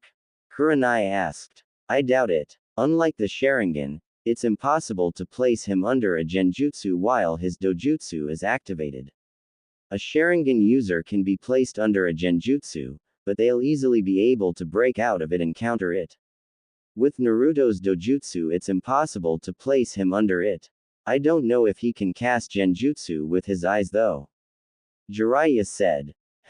Then the loser is still inferior to me. Sasuke said arrogantly. Yet he's lasting longer against Gaara than you did. Jiraiya said. Fighting area. Time to die Uzumaki. Gaara yelled. Sand Shuriken. Gaara swung his sand-covered arm at Naruto and sent shurikens made from sand towards him at a rapid pace. Naruto pulled out some kunai and started to deflect as many as possible, but he was eventually overtaken by the amount and was cut up severely. Yes, I can smell your blood from over here. Gaara yelled. Shukaku's arm. After gathering a large amount of sand, Gaara formed it into a replica of Shukaku's arm and used it to grab Naruto, then slammed him into the wall repeatedly. Naruto was lucky enough to cover his body in a layer of chakra, so the damage was significantly lessened from Gaara's. After a few seconds of slamming Naruto into the wall, Gaara released Naruto and watched him fall to the ground. Don't tell me you've given up already. Make me feel alive Naruto Uzumaki. Gaara yelled. Water style. Triple water dragon jutsu. Naruto quickly went through hand signs and formed 3 dragons made of water from the air and launched them at Gaara, who used his sand to protect him. Naruto didn't stop there because he went through more hand signs. Water style. Ripping torrent. Naruto created water that spirals in the palm of his hand and fired it at a high speed towards Gaara, who once again used his sand to protect him. The collision sent water and sand everywhere in the fighting area. I wish I knew a lightning jutsu right now. Naruto thought. Naruto threw 2 exploding kunai at Gaara and watched as they landed right in front of him. Gaara tried to use his sand to protect him, but to his horror it was moving too slow and he was hit with the explosion. If it weren't for him being transformed, he most likely would have died. The smoke cleared after Naruto used the wind style. Great breakthrough, and Gaara was standing there badly burned with a horrified look on his face. Mother. My sand. It failed to protect me. Gaara said. Of course it did. The sand is too heavy to move at the speed it usually does. That's why I used water ninjutsu on you. That sand is useless right now. Naruto said with a smirk. Damn you Uzumaki. Gaara yelled. Gaara allowed the sand to cover his entire upper body, with only his feet remaining uncovered. While his facial features still remain slightly human, both his eyes resemble Shukaku's with the same markings around its body. Naruto noticed that the kanji remained on Gaara's head. Stands. What the hell is that? Ino asked. Seems like Naruto is really pushing Gaara to his limits. Jiraiya said. Do you still think he can handle it? Kurenai asked. Absolutely. Naruto has the best chance at beating Gaara even without my training, and you 4 know why. Jiraiya said. Can he use it? Asuma asked. Probably. He said during training that he's used it quite a few times, but only when he's overcome with rage. However, he shouldn't have to use it. He wanted me to train him so he wouldn't have to rely on it all the time. Jiraiya said. I see. You wouldn't mind if I trained him sometime, would you? He's the only other person I know in Konoha that has a wind chakra nature. Asuma said. It's up to him. Although I'll recommend him to you since I'm not an expert on wind chakra nature since it's so rare. Jiraiya said. Does he know any wind jutsu other than the one he just used? Asuma asked. He knows a few of them, but I don't think they're as strong as they should be. Jiraiya said and then looked over at Temari and Kankuro, who were looking nervous. I can't believe it. He's hurting Gaara. Temari said. He's close to releasing Shukaku. Kankuro said. Why hasn't the cage given the signal yet? Baki asked. That's because he isn't the cage. Jiraiya said as he appeared behind them. Lord Jiraiya. Baki said. Relax. We already knew about the invasion weeks ago. Jiraiya said. Why aren't you attacking us? Baki asked. Because you're following orders from Orochimaru. A few days ago, a few of my spies found the body of the cage in the desert and he had a stab wound through the heart from a blade covered in a specific poison. Jiraiya said. So this entire time, it's been Orochimaru giving us orders? Temari asked. Yes. I did some digging around and found out Orochimaru approached your father a month before the Chunin exams about teaming up for an invasion, but when your father declined, Orochimaru ambushed him a few weeks later. We grew suspicious when Rasa didn't show up for a meeting with the third Hokage to try and find a way to help your village get its budget increased again. That's when I sent some of my best spies out to find anything and they discovered his body. Jiraiya said. Damn it. So what do we do now? Are you going to capture us? Baki asked. No. Baki, I want you to gather as many of the sand shinobi you can gather without making it obvious and help our ninja and Anbu evacuate the village by helping everyone get to the shelter near the Hokage mountain. You two stay here and act normal. Once the invasion starts, take out any sound ninja you can until the Anbu arrives. Jiraiya said. Yes sir. Also I should let you know that we have a spy in your Anbu ranks. He's standing behind the other genin with the dog and the Hyuga girl. He was supposed to get a signal that would have him cast a sleeping genjutsu that would put everyone to sleep and that's when Gaara would release Shukaku since he comes out whenever Gaara goes to sleep. Baki said. I'll get a squad of Jonin on it. You help us win this invasion and I'm sure the Wind Daimyo will boost your budget again. Jiraiya said. I'll get on it right away. Baki said. Good. Jiraiya said. Wait. What about Gaara? From the way this fight is going he could release Shukaku at any minute. Kankuro said. He's right. After this transformation is when Shukaku can fully manifest. Temari said. Don't worry. Naruto will handle Gaara. I did prepare him for this after all. Jiraiya said and vanished. Are we really gonna leave a genin to stop Shukaku? Kankuro asked. So far he's proven he can handle it. If things get bad you two help him from a distance. Baki said and walked away. Fighting area. Stop running away from me Uzumaki. Gaara yelled as he was trying to grab Naruto with his extended sand arms. Fine. Naruto said and then vanished from sight. Oh. Where are? Gaara was cut off from a kunai exploding right in front of him. Gaara was suddenly punched from behind and the man he was just flying around like a human pinball before he finally crashed to the ground. That's not enough to keep him down. Naruto thought. Very interesting Uzumaki. Show me more. Make me feel alive. Gaara yelled.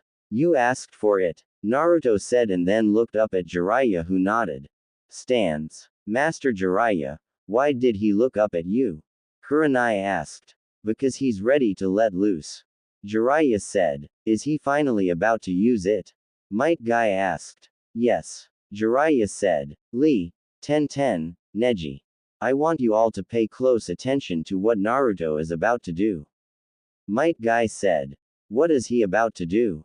Neji asked. Something similar to what Lee did against Gaara. Jiraiya said.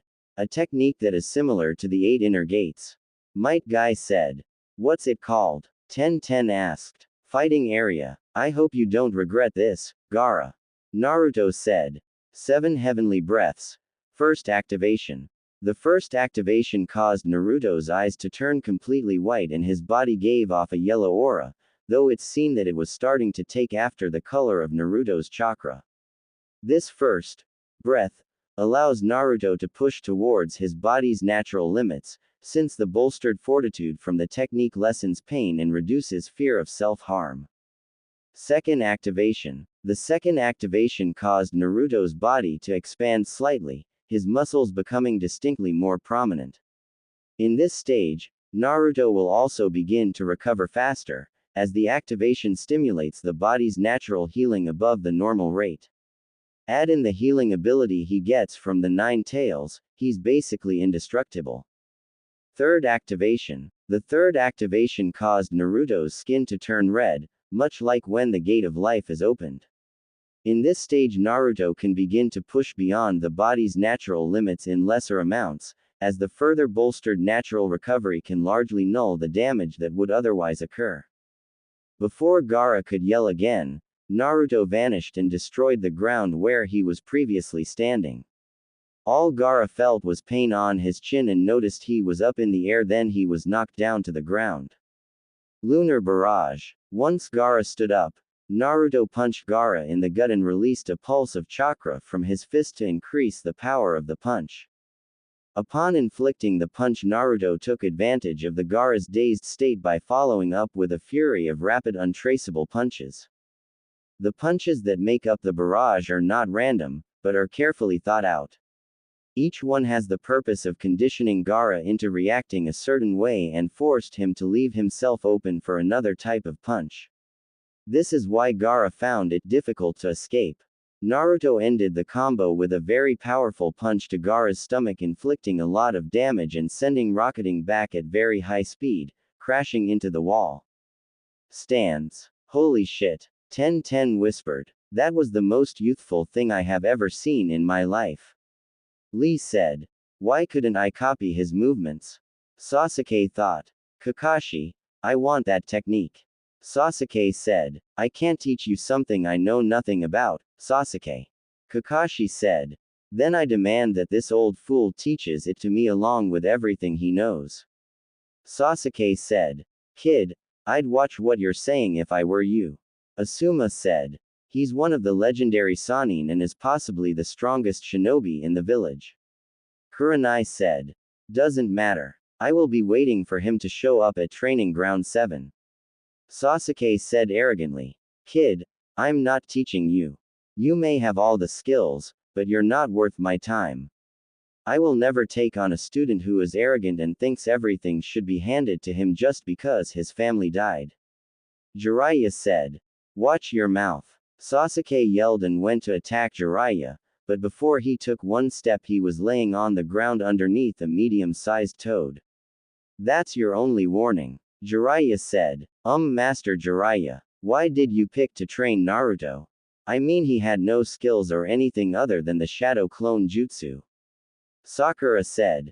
Because he's a lump of coal. Jiraiya said. What does that mean? Sakura asked. Which would you rather have, a lump of coal or a diamond? Jiraiya asked. The diamond, of course. Sakura said. Yeah, anybody with a brain would take the diamond over some lame piece of coal. Ino said. True, but what if that lump of coal turns out to be an even better diamond than the one you picked out?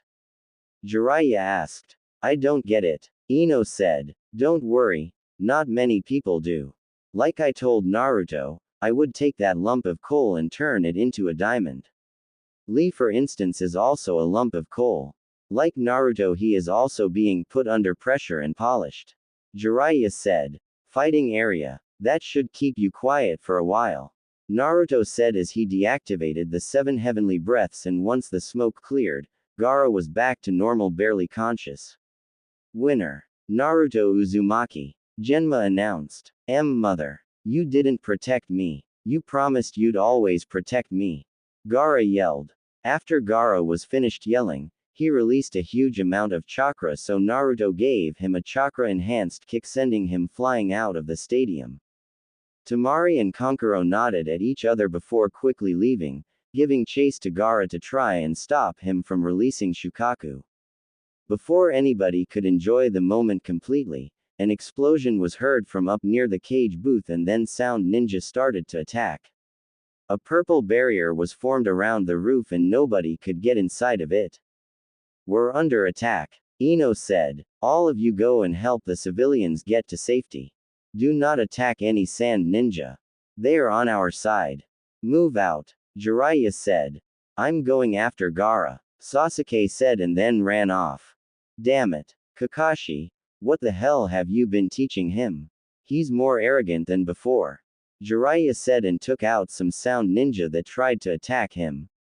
He'll be fine. Plus, Naruto is probably going to go after Gaara as well.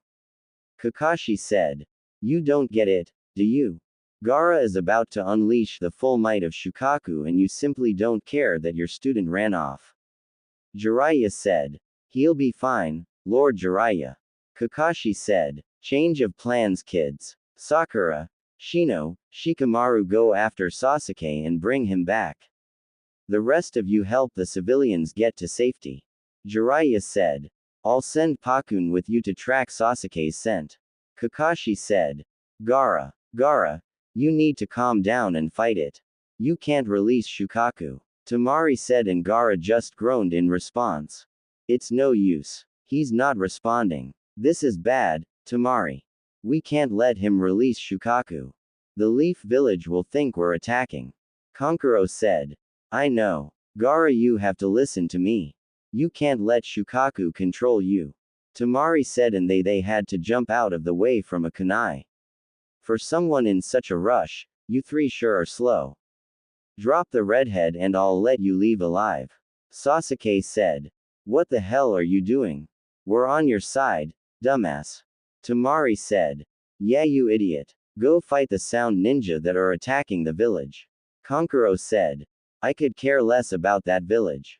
If they can't defend themselves from a couple of sound ninja, then they deserve to die. I'm here for a rematch and I'll take you both on if I have to. Sasuke said. Go ahead, Tamari. I'll handle him. Kankuro said. No, Kankuro. Tamari said. Listen, Tamari. We need to get Gaara as far away from the village as possible. That's our main objective. I can handle him. Kankuro said. Be careful. Tamari said and leapt away with Gaara. Don't think so. Sasuke said and went to jump after her, but Kankuro appeared in front of him. You have to get through me. Kankuro said and kicked him away. Chunin Exam Stadium. What's up with that barrier? Naruto asked as he dodged a kunai strike from a sound ninja and kicked him away. Naruto, I need you to help evacuate the civilians and get them to safety. Kakashi said. I need to go and stop Gaara. Naruto said. No. Sasuke can handle it. Kakashi said. If you think Sasuke can handle a Jinchuriki that's unstable, then you're more of an idiot than I thought. Naruto said and kicked a sound ninja away. That's an order. Kakashi said. No, Naruto, go after Gaara. We've already sent a team after him. You should be able to catch up to them. Make sure Sasuke gets back to the village and if you have to, use force. Jiraiya said and Naruto nodded then vanished. Why do you think Naruto can handle Gaara? Kakashi asked. You need to get your head out of his. Sasuke isn't strong enough to defeat Gaara if he releases Shukaku. Jiraiya said. Oh, and what can Naruto do if he releases Shukaku? Kakashi asked. Naruto can summon the boss toad. Now, I'm going to the barrier to help the Hokage. Take out as many sound ninja you can and then meet up with the Anbu commander for further instructions. Jiraiya said and walked away. Naruto was running through the forest dodging any sound ninja and took them out with ease.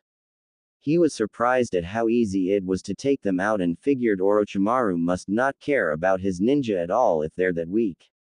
After a while of fighting and rushing towards Gaara, Naruto came across Kankuro who was sitting by a tree in pain. Kankuro, what happened? Naruto asked. It's Sasuke. I tried to stall him and when I had him beat, he had these weird markings on his body and completely destroyed me. Kankuro said. Can you move? Naruto asked. I'll need some help. He's going after Gaara. Temari's trying to calm Gaara down and if Sasuke manages to get to him then he'll release Shukaku and we're not strong enough to stop him. Kankuro said as Naruto helped him up. Don't worry. If Shukaku is released I can handle him. As for Tamari I think she should be able to hold Sasuke off until we get there. Actually, there was a search party sent after him, did you see them?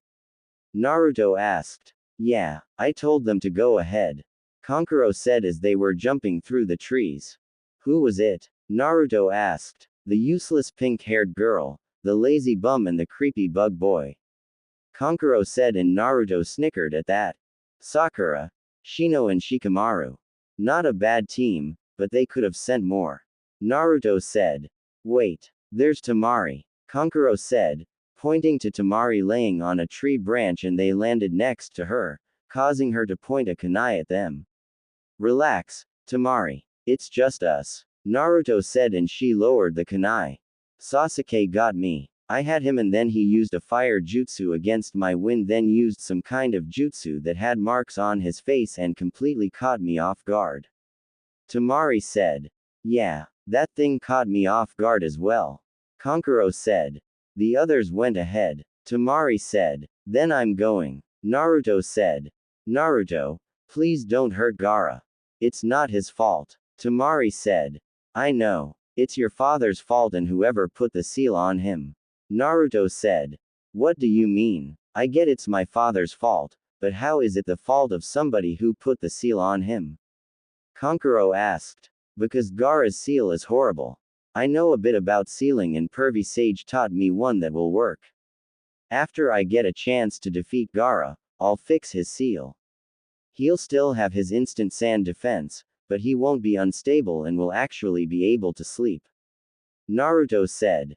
I don't know. How can we be sure you know what you're doing? Kankuro asked. It's either that or I let him run on a rampage and possibly get you two killed. Naruto said.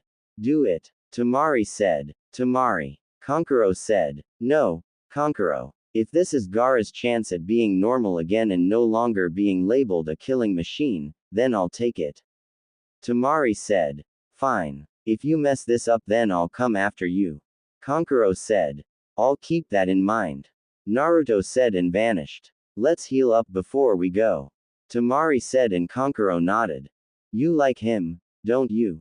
Kankuro asked. Who? Tamari asked. Naruto. Kankuro said. Not in the way you're thinking. He's a good friend. He showed me around the village a few times. I can't date him or anything, it wouldn't work out. Tamari said. Are you going to tell him? Kankuro asked. I don't think I need to. He probably already knows that and feels the same way. Besides, that Hyuga girl has her eyes on him. Tamari said.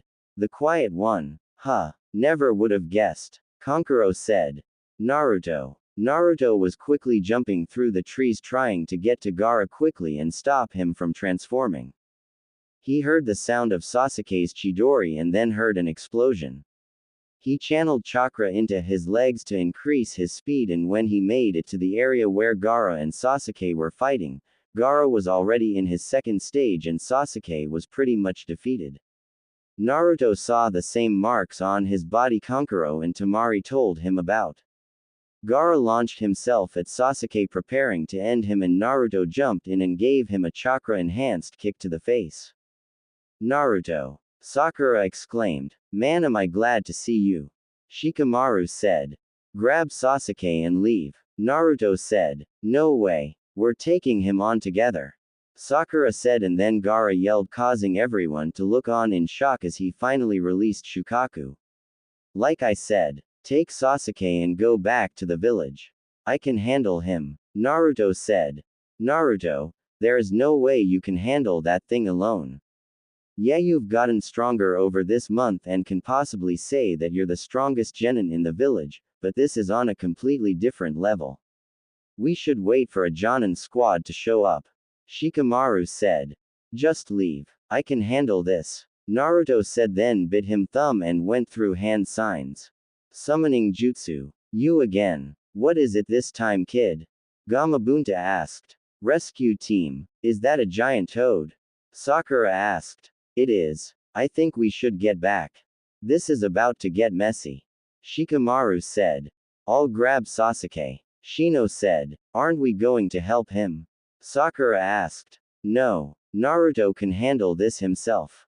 Shikamaru said, and they leapt away from the fight. Naruto vs Gaara. Do you not see the Shukaku sand spirit in front of us? We need to take him down. Naruto said. A tailed beast. Why is it that the blonde summoners always gave me fight-tailed beasts? You're lucky I like you, kid. Gamabunta said. Play possum jutsu. Gaara forced himself to go to sleep and relinquished full control to Shukaku. Oh yeah, I'm finally free, baby. Here we go. I hope you're ready to die. Let's do this. Shukaku yelled. Get ready, Chief Toad. Naruto said. I'm way ahead of you. Gamabunta said. Wind style. Drilling air bullets. Shukaku fired multiple bullets of highly compressed air at Gamabunta, who leapt into the air to dodge them.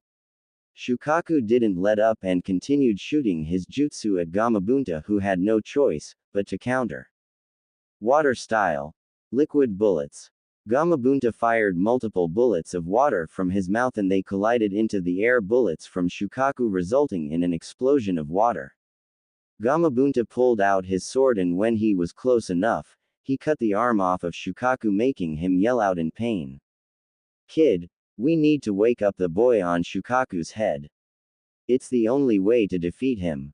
Gamabunta said. I don't think that's possible. The sand defense is instantly, and now that Shukaku's in charge right now, it's even faster than me at top speed. Naruto said. Well, I can't keep running around all day.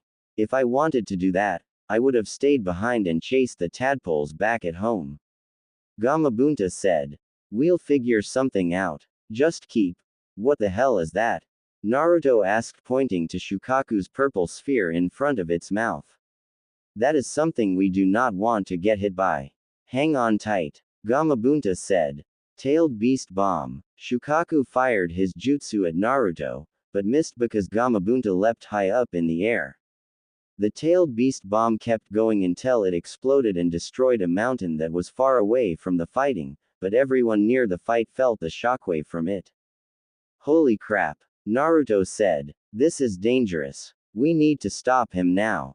Any ideas? Gamabunta asked. Pervy Sage said that you can use oil. Think you can give me some? Naruto asked. I like your style, kid. Gamabunta said. Toad Oil Bullet. Fire Style. Flame Bullet. Toad Flame Bullet. Naruto combined his jutsu with Gamabunta's oil and created a huge flame that sent Shukaku flying backwards.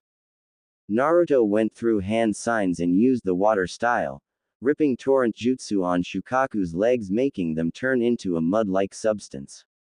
Shukaku was about to use a Tailed Beast Bomb again, but Naruto activated his dojutsu and did something unexpected. Shukaku suddenly stopped in his tracks and seemed paralyzed. Naruto didn't know what happened, but took advantage of the situation. Chief Toad, throw me at him. We can use this moment to wake him up. Naruto said. Are you crazy? Who am I kidding? I'll do it. Gamabunta said and threw Naruto at Gaara. Wakey wakey. Naruto said. Naruto headbutts Gaara, forcing him to wake up, and then Shukaku's body starts to crack before it eventually crumbles away. Naruto and Gaara both fell to the ground, but Naruto managed to catch Gaara mid-air and they landed safely. No. Stay back. Gaara said with fear in his eyes. Relax. I'm not gonna hurt you. I want to help you. Naruto said.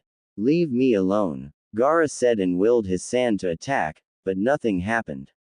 Listen, me and you are alike. The pain of suffering at the hands of the village you grew up in. The angry stares and cold looks. You're not alone. I have one inside of me as well. Naruto said and showed Gaara his seal as Temari and Kankuro landed next to them. Did you fix him yet? Temari asked. Not yet. I'm about to. Gaara, I'm gonna fix your seal so you can sleep and not have to live the angry looks and cold stares anymore. Naruto said. Gaara nodded after looking at him for a few seconds. Naruto looked at his seal and instantly frowned when he saw it. The seal wasn't even something you use to contain something like a tailed beast. Naruto went through a few hand signs before he placed his hand on Gaara's seal. Gaara grunted in pain, which was new to him, so he tried to fight Naruto off of him, but Temari and Kankuro held him down. After 10 minutes, Gaara's old seal was destroyed and a new one took place. Naruto placed a 6-symbol seal on Gaara, with the middle part of the seal being the lock to the seal where everything connects. It wasn't as strong as Naruto's seal, but it was perfect for holding Shukaku. That should do it, Naruto said and sat down to catch his breath. That's it. I was expecting something more flashy. Kankuro said. It wasn't that difficult. Like I said, Pervy Sage taught me this seal and we practiced it every day for the past few weeks until I got it right 10 times in a row. The previous seal was horrible and whoever did it should be ashamed of themselves. Naruto said. What makes you say that? Temari asked. It was basically like putting Shukaku into a storage scroll. Naruto said. That would never work.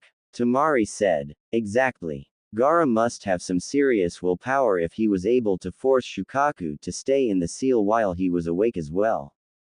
Naruto said. So is it safe for him to sleep now? Temari asked. Look at him. Naruto said, and when they did, Gaara was completely out. He looks so peaceful. Temari said. Yeah, it's almost as if he was never a rampaging psychopath. Kankuro said. Shut up. Temari yelled and bashed him over the head with her fan. I feel bad for whoever dates her in the future. Naruto thought. Naruto. Shikamaru said and landed next to him. What's up? Naruto asked. Is it finished? Shikamaru asked. Yeah, it's finished. Naruto said. How did you stop that thing? Shikamaru asked. Yeah, I was wondering the same thing. Temari said. I honestly don't know. I'll have to talk to Pervy Sage about it. Naruto said. Nobody move. A voice yelled and they looked to see Sasuke running at them with his Chidori activated. Wind style. Gale wind jutsu. Temari swung her giant fan and created a huge amount of air that crashed into Sasuke and sent him back into a tree while cancelling out his Chidori. Nice. Naruto said and Temari grinned. Thanks. Temari said. Listen, we should really get back to the village and help. Shikamaru said. Right. You grab Sasuke and head back. You two should take Gaara and head home. I'll let your sensei know what's going on. Naruto said. Why do I have to grab Sasuke? Shikamaru asked. I'm sorry. I didn't realize you fought a gigantic demon on top of a gigantic toad and fixed a seal. Naruto said sarcastically. Come on, you big baby. Just do it. Temari teased and Shikamaru groaned. This is such a drag. Shikamaru said and grabbed Sasuke before leaving. Naruto. Temari said. Yeah. Naruto asked and Temari gave him a hug. Thank you. Temari said and Naruto lightly hugged her back. You're welcome. Now, get out of here. Naruto said and Temari nodded before kicking Kankuro. Wake up, Kankuro. We're leaving. Temari said and they both grabbed Gaara before leaving. I better get promoted after this. Naruto thought and left. Next day, I figured you'd want to be at the funeral with everyone else. Jiraiya said to Naruto as they were both leaning on the same post at Training Ground 7. I didn't think it would be smart for me to be there anymore. I was there and not even his funeral was enough to keep ninja and civilians from glaring at me. Naruto said. He didn't tell you about your parents for your protection. They were both well-known ninja who helped in our victory during the Third Shinobi War. He didn't want you to accidentally slip up and say it to the wrong person and then you get captured by their enemies. Jiraiya said. Then he should have just told me that. Instead he decided to blatantly lie to my face and then tell me it's pointless to worry about that. Leaving me on the streets for 2 years and then showing favoritism while I have to struggle to get by. It sucks that he died, but for some reason I'm finding it hard to feel anything towards it. Naruto said. Don't beat yourself up over it. Everyone's different in how things affect them. Jiraiya said and then it started to rain. So now what? Naruto asked. Now, we need a new Hokage. We need a strong leader. Somebody that believes in the will of fire and will lead the village the right way. Jiraiya said. So are you going to take the title of Hokage? Naruto asked. No, I like to travel and being Hokage isn't my style. Jiraiya said and there was a brief silence until Naruto broke it. Pervy Sage, I found out another ability of my dojutsu. Naruto said. Really? What is it? Jiraiya asked. I can cast a genjutsu that looks like it shuts someone's body down for 30 seconds. It's how I beat Shukaku when I had to fight him. Naruto said. That's kind of disturbing. Do you think it can cast any other genjutsu? Jiraiya asked. I don't know. That was the first time I did it. Naruto said. We'll have to work on that then. For now, I'll give you 2 days to rest up. Not many genin can say that they managed to beat a tailed beast. Jiraiya said. I guess you're right. Naruto said, and then the rain stopped. However, I need answers. How exactly were you able to figure out the first 3 activations for the 7 heavenly breaths so quickly? I thought you only were able to use 2 of them. Jiraiya said. I never slept when you sent me home. I used my shadow clones while I meditated and had them practice every night until they had them done. Compared to the 8 inner gates, it focuses on gathering oxygen into your lungs. I had my shadow clones hold their breath underwater for as long as they could, and then we tried the techniques. I didn't try any of the activations until a shadow clone was able to do it without any problems. Naruto said. We'll take a break from those for now. Since you're on a break, I'd recommend talking to Asuma in regards to your wind chakra nature. He's one of the 2, now 3 wind users in Konoha. He can help you so your attacks are as powerful as they should be. Jiraiya said. Who's the other wind user? Naruto asked. Somebody you need to stay away from. I'll tell you more about him some other time. Jiraiya said. Okay. I guess I'll see you in 2 days. Naruto said. Another thing you should know since you're my apprentice is that when I say a specific time frame, it may not be exact. I could be called away for something important from my research.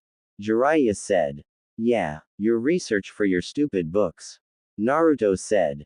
My books aren't stupid. Anyway, I'm also Konoha's spy master. I report to the Hokage and nobody else. Sometimes I'll be gone for a few days to a few years. I've been out of the village for years until I met you at the hot springs. Jiraiya said. I thought you were just some lousy pervert.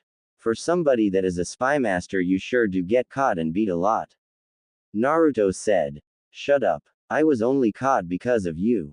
Jiraiya said. Whatever you say. Naruto said. Listen, try to relax for a few days before you start training again.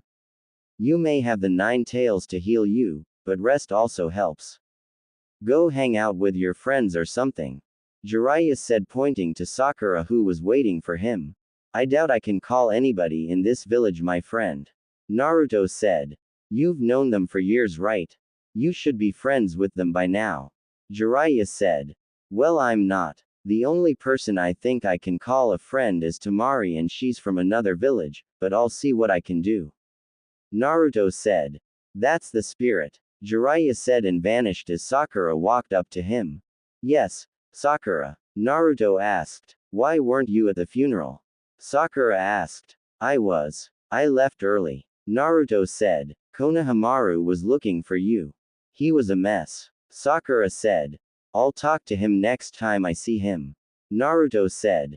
Listen, later on everyone is going to meet up for some food at Yakiniku Q. I just wanted to see if you wanted to come. Sakura said. I can't. Naruto said, and Sakura got angry as usual. Why not? You think you're too good to hang out with the rest of the rookie 9. Sakura said. No, I'm not allowed in that place. Actually, that entire part of the village hates me. Naruto said. This is what happens when you keep pranking everyone and everything. You're such an idiot. It's no wonder you're always alone and nobody likes you. Sakura said and instantly regretted it. I see. Have a good day, Sakura. Naruto said and walked away. Naruto. Sakura didn't finish because Naruto vanished. Next day. So, Naruto. You and Tamari seemed to get along well after she apologized. Ayame said. Yeah, she's a cool person. Naruto said. What do you think of her? Ayame asked. She's smart, strong, and really cares for her brothers. Naruto said. Do you like her? Ayame asked with a grin. Not in the way you're thinking. Naruto said. What do you mean? Ayame asked. You think I like her as a girlfriend and I don't. We wouldn't really work out. She needs somebody that's kind of submissive, I guess you can say. She likes to be in charge and plus she needs somebody to match her intelligence. I'm somewhat smart, but not smart enough to be with her. That and I'm not really the submissive type. We'd argue like every day since she won't be able to boss me around. Naruto said. How do you know about being submissive? Ayame asked. Anko and Yugao taught me. Naruto said. Great. It just had to be Anko who taught him. Ayame thought. So what kind of girl would you like? Ayame said. I don't know. She has to have red hair though.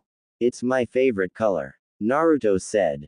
If red is your favorite color, then why don't you have anything red on?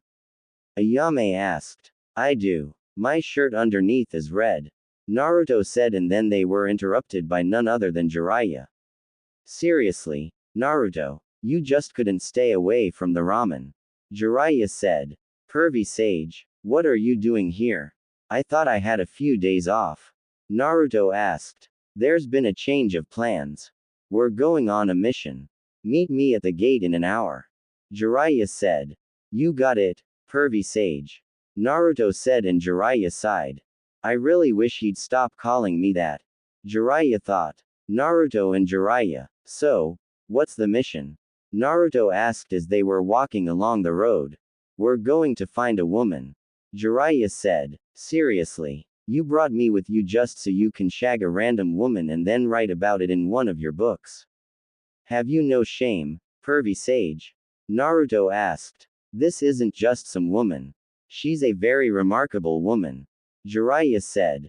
Right. Anyway, I think it's time we start talking about my training. Naruto said.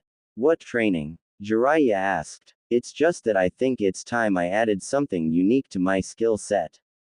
Don't get me wrong, I know I have ninjutsu, taijutsu and fuinjutsu, but anybody can learn those. I'm talking about something unique that is difficult to learn. Something complicated, yet simple at the same time. Naruto said.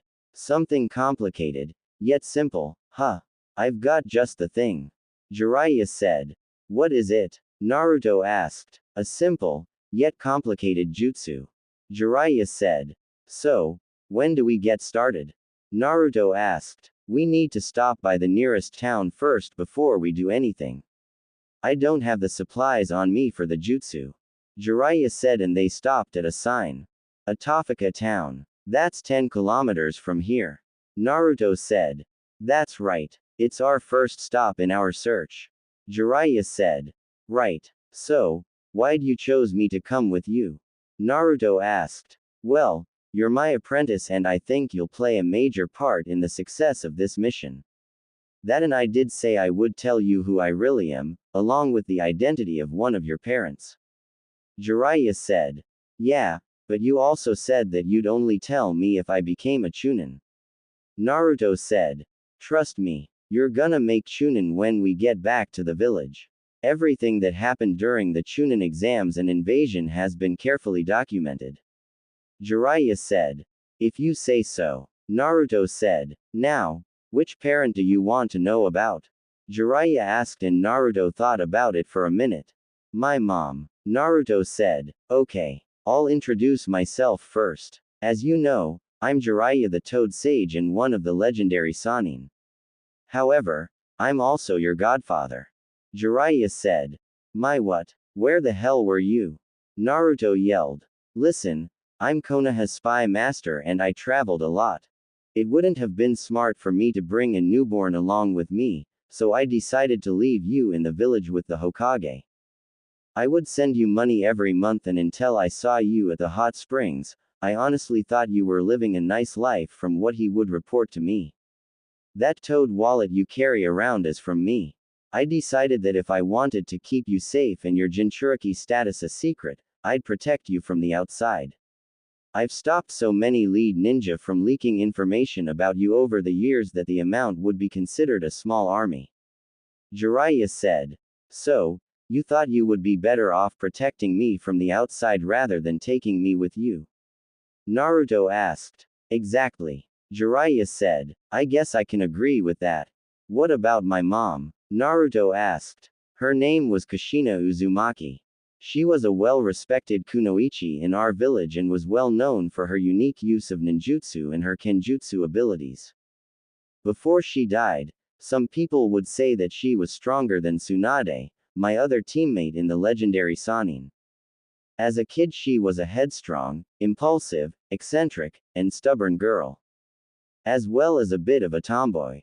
However, with time she matured and was very level-headed and cheerful with a noticeable sassy side to her. She died protecting you from the wrath of the Nine Tails during the attack. All she wanted was a peaceful life with a family, and that was all taken away from her the day you were born. Your name is the name of a character from the very first book that I wrote that didn't sell as well as I hoped it would. Jiraiya said. Do you think she would be proud of me? I mean, I don't exactly have the greatest reputation in the village. Naruto said. She would be proud of you no matter how your reputation was in the village. All she wanted was for you to be happy in life. Jiraiya said. I guess she would be. I mean, I have a friend although she's from Suna, but she's a friend nonetheless. Naruto said. That Tamari girl, I thought she was your girlfriend. Jiraiya said. No, we wouldn't work out. Plus, my girlfriend needs to have red hair. It's my favorite color. Naruto said. He's more like Minato and he doesn't even know it. Jiraiya thought as they arrived in Atofika town and found a hotel. I see. Now, we'll be staying for the night. Jiraiya said. Why? Naruto asked. Because I want to check around and see if anybody has seen the person we're looking for. Jiraiya said, and Naruto felt a small pulse of chakra. Well, what is her name? What does she like to do? Naruto asked. She's my other teammate, Tsunade. She likes to drink and gamble a lot. She's earned the nickname the legendary sucker for her terrible luck. Jiraiya said. Then we should head over to Tanzaku town. It says here that it's the biggest gambling town in Fire Country. Naruto said as he was reading a brochure. I guess we can do that, but are you sure you can make it? It's quite the distance away from us. It's an extra day of travel, but if we travel non-stop as fast as we can, then we can make it there in a few hours. Jiraiya said. I can make it. Naruto said. First, we need to stop for supplies to teach you that jutsu. Jiraiya said, and they walked away from the hotel. You felt it too, didn't you? Naruto quietly asked. Yeah, somebody cast a genjutsu close by. Jiraiya said, and they made it to a carnival game, but Naruto accidentally bumped into somebody spilling a drink on his coat. Watch it. Look what you did, you little punk. A bald head guy said. Huh? Naruto asked. You stained the leader's brand new designer suit. You're paying for that. 100,000 ryo, and you better pay up now. The bald head man said. What? You're telling that suit cost 100,000 ryo?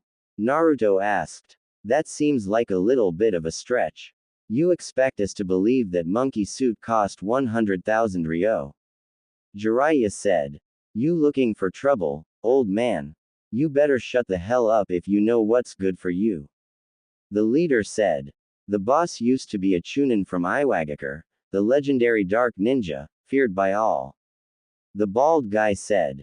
Oh, the legendary what now? Jiraiya asked. You're asking for it. Just keep pushing me and I'll kick your. The leader said. Naruto, this is perfect timing. I'll show you the jutsu I'm gonna teach you while we're on our little mission. Watch carefully. Jiraiya said and formed a spiraling ball of chakra in his hand. Enough of this. The leader said and charged at Jiraiya only to have the jutsu shoved into his chest and sent crashing into the game they were at.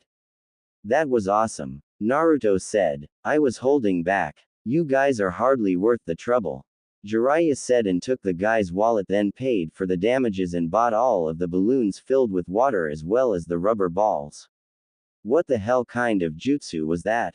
Naruto thought. Naruto, let's get going. It's time to leave and time for you to train. Jiraiya said. Alright. Naruto said, and when they were far enough from Atofika town, Jiraiya tossed him a water balloon.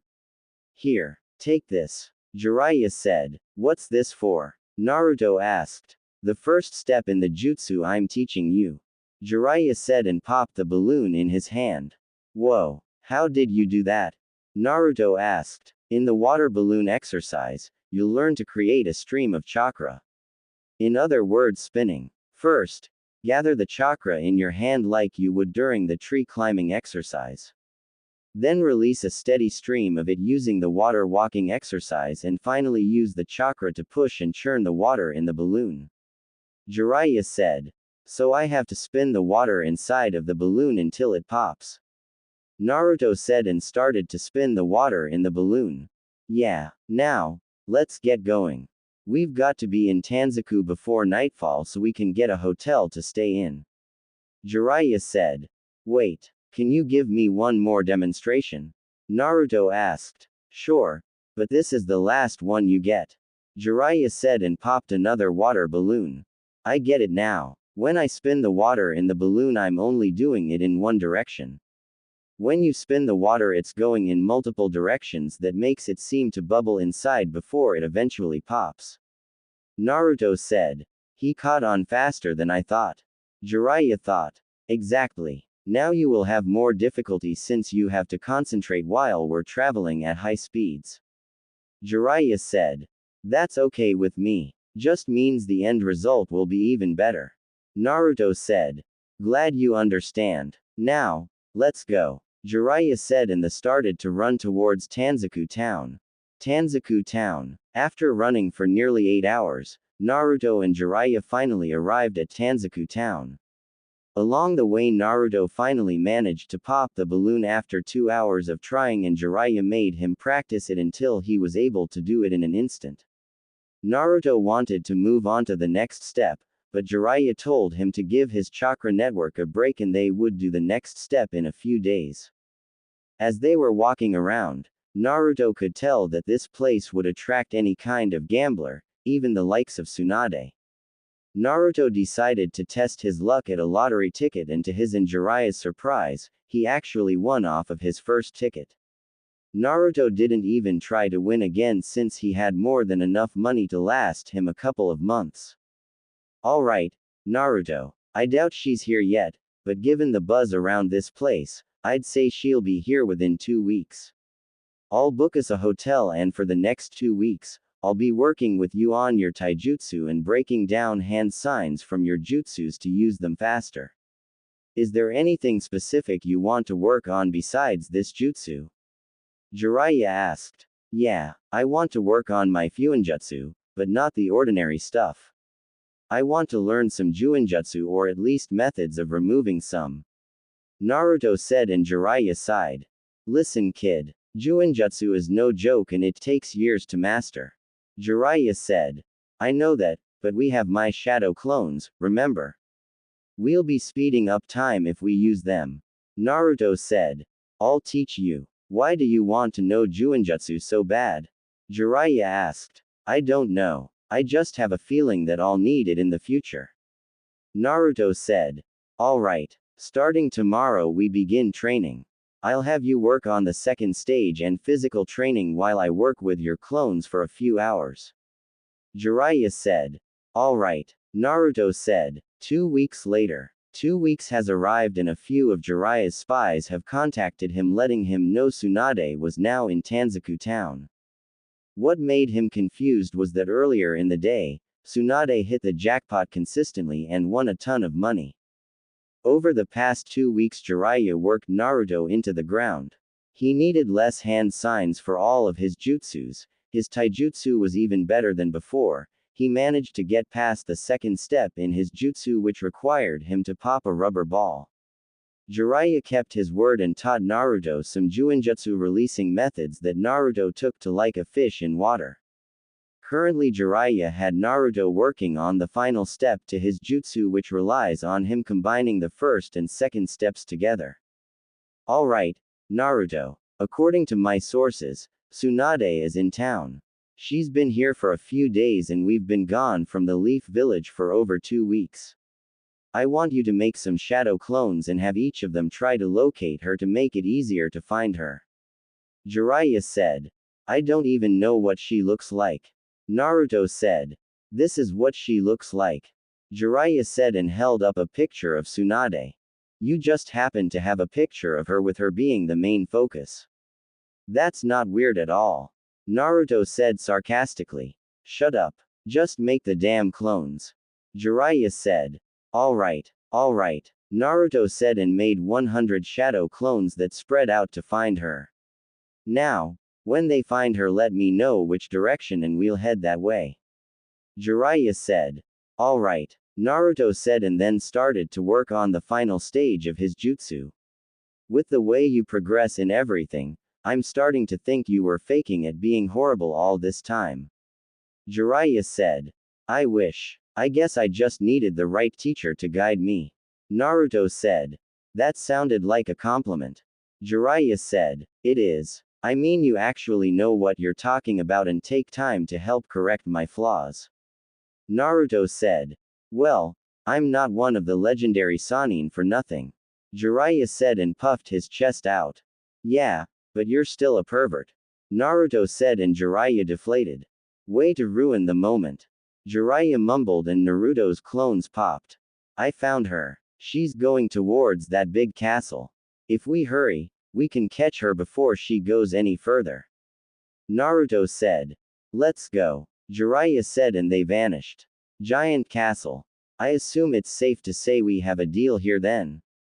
Orochimaru asked Tsunade after he just offered to bring her loved ones back to life if he healed her arms. Fire style. Fireball jutsu. Orochimaru, Kabuto, Tsunade and Shizune all jumped out of the way from a gigantic fireball that came crashing down in between them. The smoke cleared, revealing Jiraiya and Naruto standing there with a glare. Jiraiya. Tsunade said. Well, if it isn't the other member of the legendary Sannin. Orochimaru said. Look, he even brought a child with him. Kabuto said, trying to taunt Naruto, who just activated his dojutsu, and the Kabuto collapsed on the ground. What? Orochimaru thought. Seems we've arrived at the right moment. Jiraiya said. Lord Jiraiya. Shizune said. What did they do to Kabuto? Tsunade thought. I believe it's time for you to grab your lapdog and leave. Naruto said and pulled out a kunai. You're no match for me. I can kill you before you even think about moving. Orochimaru said. You could, but Pervy Sage would reach you before you get to me. Do you want to test your luck? Naruto asked and Orochimaru gritted his teeth. I expect an answer by the end of the week, Tsunade. Orochimaru said and then Kabuto woke up, then they vanished. Jiraiya. We need to talk. Jiraiya said, interrupting Tsunade. We can go grab something to eat. Shizune said. Let's go. Jiraiya said and walked away with Naruto following behind him. Restaurant. Talk. What did Orochimaru want? Jiraiya asked and Tsunade didn't say anything. He just wanted to stop by and say hello. Tsunade finally said and Jiraiya slammed his hand on the table. Bullshit. He wants something from you. What does he want? Jiraiya asked. Master Jiraiya, perhaps we should keep it down. People are beginning to stare at us. Shizune said. Fine. Tsunade. Won't talk, so you'll have to. What did Orochimaru want? Jiraiya asked. Shizune. That's enough. Not another word. Tsunade said. This is a waste of my time. To think you'd betray the village your grandfather built for a traitor like Orochimaru. I thought you were better than this, Tsunade. You truly disappointed me. Jiraiya said and Tsunade was actually hurt by his words. You wouldn't understand. Tsunade said. It doesn't matter. If you go through with whatever he wants your help with, then I'll kill both of you myself. Jiraiya said and Tsunade flinched. Just leave. Tsunade said. Fine. To think the village actually wanted somebody like you to become Hokage and led us. You're a shell of yourself now. What happened to the women I loved growing up? It's time to train, kid. Jiraiya said. Who's he? Shizune asked. My new apprentice. Jiraiya said. Oh, In that case, I'm Shizune, Lady Tsunade's apprentice. Nice to meet you, Shizune said. Naruto. Nice to meet you, Naruto said staring at Tsunade. Those can't be real, Naruto thought. What are you looking at, kid? Jiraiya asked. Are those real? Naruto asked pointing to Tsunade's, and Jiraiya choked on his food. Excuse me, Tsunade asked. Are they real? I mean, they're so big. Your back must hurt a lot from walking around with those things. How about a neck massage? Naruto asked as he went behind Tsunade. Naruto, I don't think you should do that, Jiraiya said. Come on, pervy sage. Anko told me this works for her and she's got some soft big ones as well. Naruto said.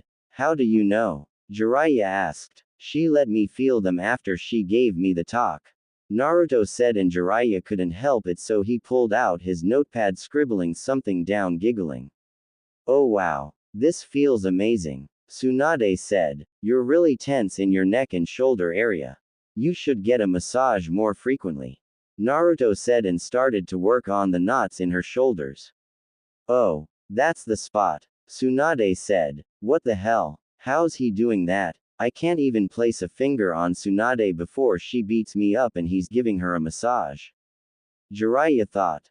Given from how tense you are, you seem to be under a lot of stress, Naruto said, and Tsunade sighed. That's an understatement, Tsunade said, and flinched when Naruto started to work on another knot in her shoulders. What's got you so stressed out? Naruto asked. This deal with Orochimaru. He wants me to heal his arms, and in exchange he said he'll bring my brother and boyfriend back to life. I don't know what to do. On one hand, I don't want to help him, I'd rather kill him.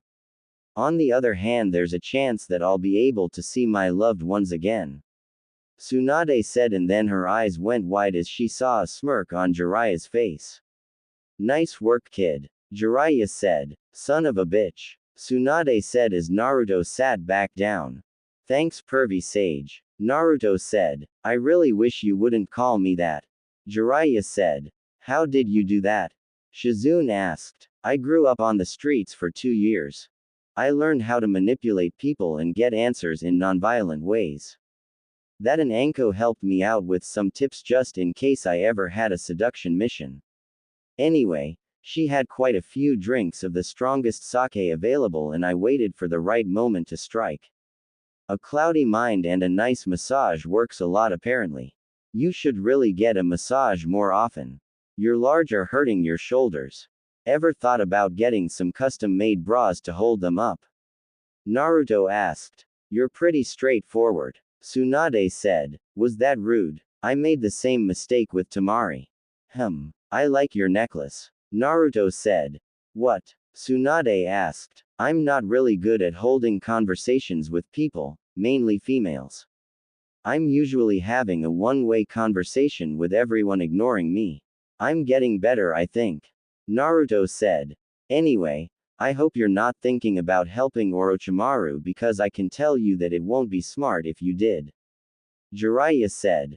What makes you say that? Tsunade asked. Well, the jutsu he wants to use is the forbidden jutsu your uncle created. He'll bring them back to life, but they'll only be a reanimation. He's already brought back Hashirama and Tobirama to fight Sensei when he invaded during the Chunin exams, Jiraiya said. I heard about that. Nice job using Gamabunta to take out the one-tailed beast. I see you haven't lost a step, Tsunade said with a small smile. I didn't summon Gamabunta. I was still trying to help Sensei, but the barrier Orochimaru's lackeys used was stronger than I thought. Naruto was the one who summoned Gamabunta and defeated the One-Tails, Jiraiya said. Seriously? How? He's just a kid, Tsunade said. Can I show her? Naruto asked. Yeah, Jiraiya said, and Naruto activated his dojutsu. The Hishigan, Tsunade whispered. The what? Naruto asked. Let's talk somewhere else, Tsunade said, and they left Jiraiya Hotel. So what's the Hishigan? Jiraiya asked. It's a dojutsu that was rare amongst the Uzumaki clan. My grandmother, Mito Uzumaki told me once that not many Uzumaki can use this dojutsu because they never go through enough emotional trauma. The fact that you awakened it tells me you've had a hard life growing up. Tsunade said. That's an understatement. Naruto mumbled. So what exactly does it do? So far all we know is that he can see chakra pathways, he's immune to genjutsu when it's activated and can cast a genjutsu that shuts the body down for 30 seconds. It's how he defeated Shukaku. Jiraiya said. Another thing is that whoever has the Hishigan will be able to use the Ice Keke Genkai. You can cast genjutsu with them like the Sharingan, but only one person has been able to do that, and that was Ashina Uzumaki, the clan head. That genjutsu that shuts down the body isn't a genjutsu per se. It's a hidden ability that temporarily disrupts a person's brain waves and shuts the body down. Tsunade said. Whoa. Naruto said. Is that everything? Jiraiya asked. Yeah. Now, why did you go through so much as a child? Didn't your parents look for you? Tsunade asked. My parents are dead. I'm the Nine Tails Jinchuriki, and that should tell you everything you need to know. Naruto said. Didn't anybody take care of you? Tsunade asked. No. Sensei was supposed to look after him for me, but it turns out he's been lying to me when I asked for reports on how he was doing and if I needed to return to the village. Jiraiya said. Why would he look after him for you? Tsunade asked. He's my godson. I couldn't take him with me since I was constantly on the live with my spy network, so I left him in Sensei's care. Jiraiya said. Godson. I was supposed to be a godmother, but Kushina didn't make it and neither did her son. Tsunade said and wiped a tear away. She's my godmother. Naruto thought. Tsunade. This is Naruto. He's Kushina's son. I don't know who told you he was dead, but he's been in the village this entire time. Jiraiya said, and Tsunade grabbed him by his shirt. Do not play with me. This is serious, Jiraiya. Tsunade said. Look at him. Don't you see the resemblance? You should know who his father is. Don't say anything. He decided to want to know who his mother is first rather than his father. He's alive, Tsunade, and I should have looked for you myself to tell you, but I was too caught up in my missions protecting Naruto from outside threats. Jiraiya said, and Tsunade dropped him, then pulled Naruto in for a hug. I'm so sorry. If I had known you were alive, I would have come back for you and raised you. Tsunade said. Why weren't you in the village anyway? Naruto asked. I left the village after the Second Shinobi War after my brother and boyfriend at the time died. I came back occasionally and met your mother a few times and even allowed her to sign the slug contract if she wanted to contact me. That's how I found out about you. I was on my way back to the village when an Anbu with a gorilla mask told me Kushina and her son died in the Nine Tails attack. I've been gone ever since and I've just been drinking my sorrows away. Tsunade said. Then come back to the village. I don't have a mom in my life and we need a Hokage. You'd be perfect for both. Naruto said. I don't know if I can do that. I haven't been in the village in years. I'm an alcoholic and I'm in serious debt. I'm the last person you should want as the Hokage. Jiraiya should take the seat. Tsunade said. His first order would be for women to walk around topless. Do you really want him to have the seat? Naruto asked. Listen, Naruto. I'm just not cut out for the job. Tsunade said. How about a bet? Naruto asked, and Tsunade of course fell for it.